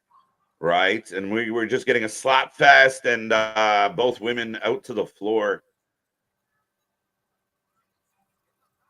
It's okay to open with MJF if you're going to use that as the setup for an angle for him to end the show. But he didn't. So Boston. Do we get a Mariah May, a Tony Storm come out here to end the show? Because that's, to me, the only way that this, book ends well. Right. Well, I mean, I stayed for this match exclusively, so it worked on me. I believe you, MDB. I actually believe you. If anybody did, you probably were the one. You can have that. That ain't what I'm mad at. Adam Richardson. Oh, KJ and Nick. What if the system from TNA take down Ethan Page and Trick? It's possible. I mean, they're heading to the Hardy compound. The Hardy Pound. The Sexy Red Hardy Pound. They will delete you. No, on one hand, this proves why we've said of Matt Hardy and gang, Matt Hardy and co need to stay the fuck away from Uncle Howdy by about 10,000 feet. But at the same time, the crossovers with TNA and WWE now are exponential. And I could see to where we could get a whole, invasion and everything like that from TNA into WWE. Granted, it'd probably be more NXT, but I don't think it's a bad show. But yeah, no, Matt Hardy, stay the fuck away. Imagine Matt Hardy comes back to NXT now. You're not allowed within, 10,000 feet of a WWE. Yeah. Now, I would like to send out 1, 2, 3 as Shirakawa. There you go. I want to send out my T's and P's to Serena Deeb. Good job, sweetheart. heartbreaking. Right. Well, now we've got Mariah May, so we've got the bosom to the buddy running out. Tony's upset. And Tony's upset. Yeah. It's all you realize, like, anyone that is a wrestling fan, what the fuck in the cockatoo is she wearing on her fucking head? Pause. You did not say a thing or two, did you? Cockatoo, as Maria May is trying to summon her out here. Yeah, she's out here looking straight out of fucking Raiders of the Lost Ark with this shit. But yeah, if the audience wasn't the audience that it was, that we all kind of perceive that it is, to where it's just, hey, there's 3 attractive women that all sit there and are fighting over bosoms and everything like that. Oh my God. That this would not be anywhere near as over, would be lambasted instead of praised. Right. If a certain other 3 letters, and you can guess at what those 3 letters are, because I could say TNA, NWA, what have you. They would all be lambasted if this was your feud, your fucking feud about bosom buddies is your main women's feud right now. Right. I guess Rampage doesn't have the black and white budget. No, well, they ran over to the softcore. Oh, there goes Rampage, ladies and gentlemen. the ghost of women's wrestling passed out here. Right? Bro, Ebenezer Tony Storm out here in her fucking nighty outfit and everything. 3 bosom buddies will appear in your room. I am the ghost of bosom past. Yeah.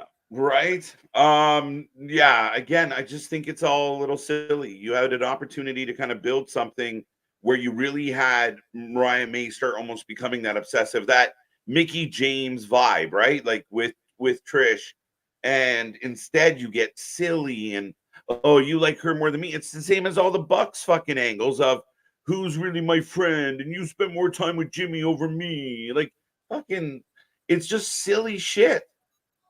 Well, it's every feud that they hate with, other promotions, women's feud or women's divisions, just masquerading as something different because one of them walks out in black and white and everything. Yeah. It's still, whose friend is who,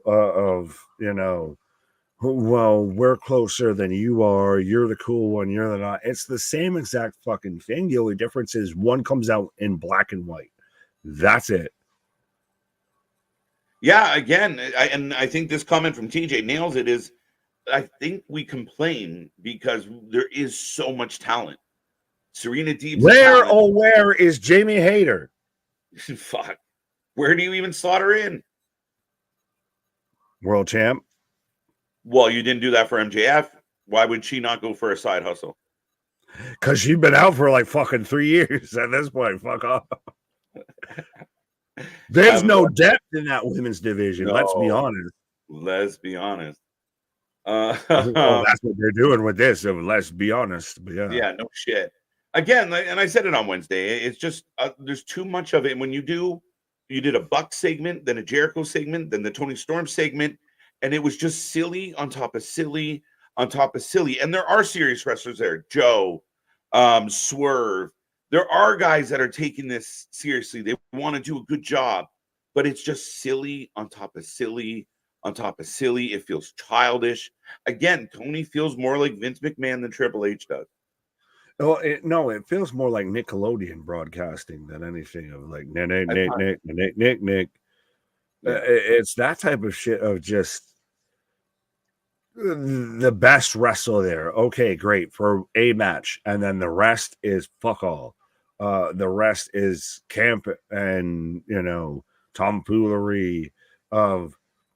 And again, the issue is not even exactly fully of what they present, which is not good, but it's more of you have the potential, you have the rounds in the chamber to You are loaded more than anybody else has ever been to sit there and be on par, to be an actual counterpoint.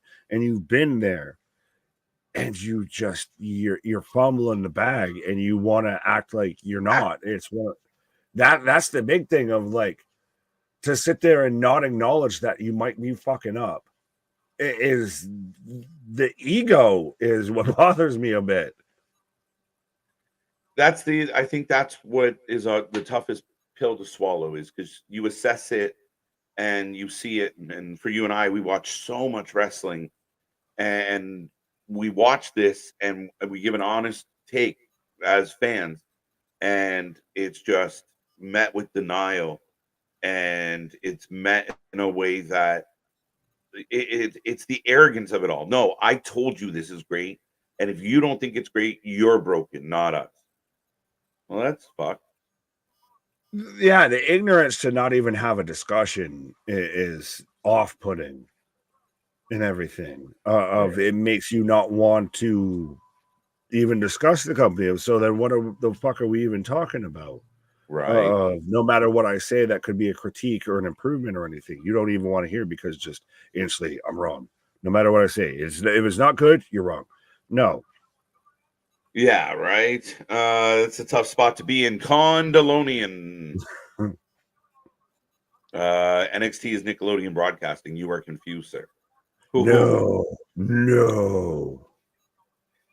not at all. It can be at times. It touches it. Like Chase U is a bit Nickelodeon. I would take the worst episode of NXT and put it against recently your best episode. I would take the worst episode of NXT against MJF, your most recent episode of Dynamite, and say that they're not far off. It's neck and neck, and the numbers are becoming neck and neck as well. Again, I mean, 2024, we've hit June, and by my estimation, there's been 4 above average episodes of Dynamite this year. Fair enough. That's a rough take. That's a rough shout. Do we find it interesting that no TV deal has been worked through? Like, we know that NBA ain't coming back, and there's still no TV deal worked through. But we'll get Tony Khan just waking up and choosing violence on Twitter. Right. Well, again, it's random. I think he goes through emotional moments. I don't fucking get him. I disagree. AW has been a lot better lately, for me at least. Hit and miss. I mean, this week I thought was a really poor episode. And I'm not into a whole lot of what's happening. That's the unfortunate part. I know we slightly disagree on the Roosh thing, but the idea that MJF is going to come back and get a win over Roosh doesn't really excite me. Fair enough. NXT is out doing Dynamite every week. There you go. It's the debate. I like it. NXT is better than Dynamite for a while. That's the thing, is they were initially here. Yeah. And now the gate's getting closer and closer to where they're dancing. Yeah, they're kind of doing a bit of a seesaw battle for me. There's some weeks I really don't like. I think NXT is very average, very kind of campy in a lot of spots. And then there's weeks like this week where Dynamite, again, by the end of it, I was just like, fuck, I feel dumb for watching this. Like, I feel like the guy of like Billy Madison. We are all a little bit dumber for having right. We are all infinitely dumber from having listened to what you have said. May God have mercy on your soul. Yeah. But I mean, it's had some moments. I just want to see it build off the pay-per-views. You're going to do these pay-per-views, build, be strong, connect your shows, make the story. Not all the stories have to be silly. Silliness is killing me. But also, though, speaking of silly, when you have your own or your company, and I know some people are going, oh, he's just being silly, but he's out there putting tweets and everything of explaining how he books the shows and playing around of, well, I book it for a core audience, and that's all I care about and everything like that. Like, yeah, I would prefer if the head of my wrestling company that I'm a fan of just kind of shut the fuck up a little bit. Like, respectfully, and I'm going to say this, and I'm probably stealing this from somebody else here, but I could get a good look at AW by watching the wrestling. But I'd rather take, I'm fucking up the whole quote here. I was trying to use my head up a cow's ass.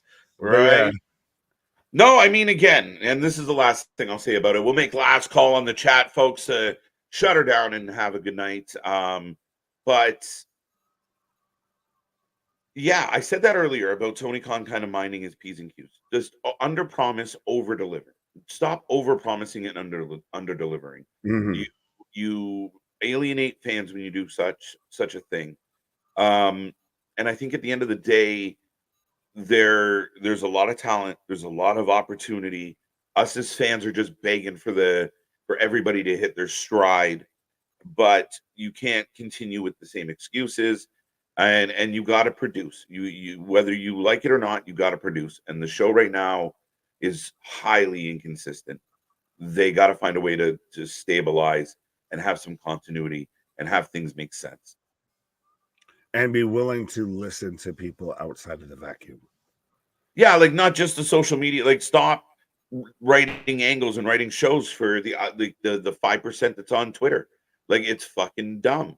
Like, so what that Punk did an interview? Who gives a shit? Do you? Who cares what the fans are saying about a certain angle or that Jericho needs to retire? Don't ignore it then. Fucking do you. Just put your best foot forward. Chris Jericho, don't do you. Don't stop doing you. Don't do anything. Well, on that note, we're no longer going to do anything. 122 likes tonight. Well, I like this, though, of how fitting after Rampage is Armageddon. And I don't want to miss a thing. Yeah. Well, our bags are packed. They're at the door. We are leaving. We're ready to go. Thank everybody for joining us on the Feel Good Friday. Remember, folks, we are back on Sunday. We are taking a day off. Nick and I have some shit to do. And we will be back on Sunday for NXT Battleground. Be a friend, tell a friend. Thank you so much for still being here. And yeah, not a bad Friday. Cause I'm leaving on a jet plane. Don't know when I'll be back again. But our shit is real, our shit is raw, our shit is authentic. When you're talking about that wrestling, I'm gonna put that forward live with it. Have a good night, folks. Come back Sunday from the Apex. See you on the flip side.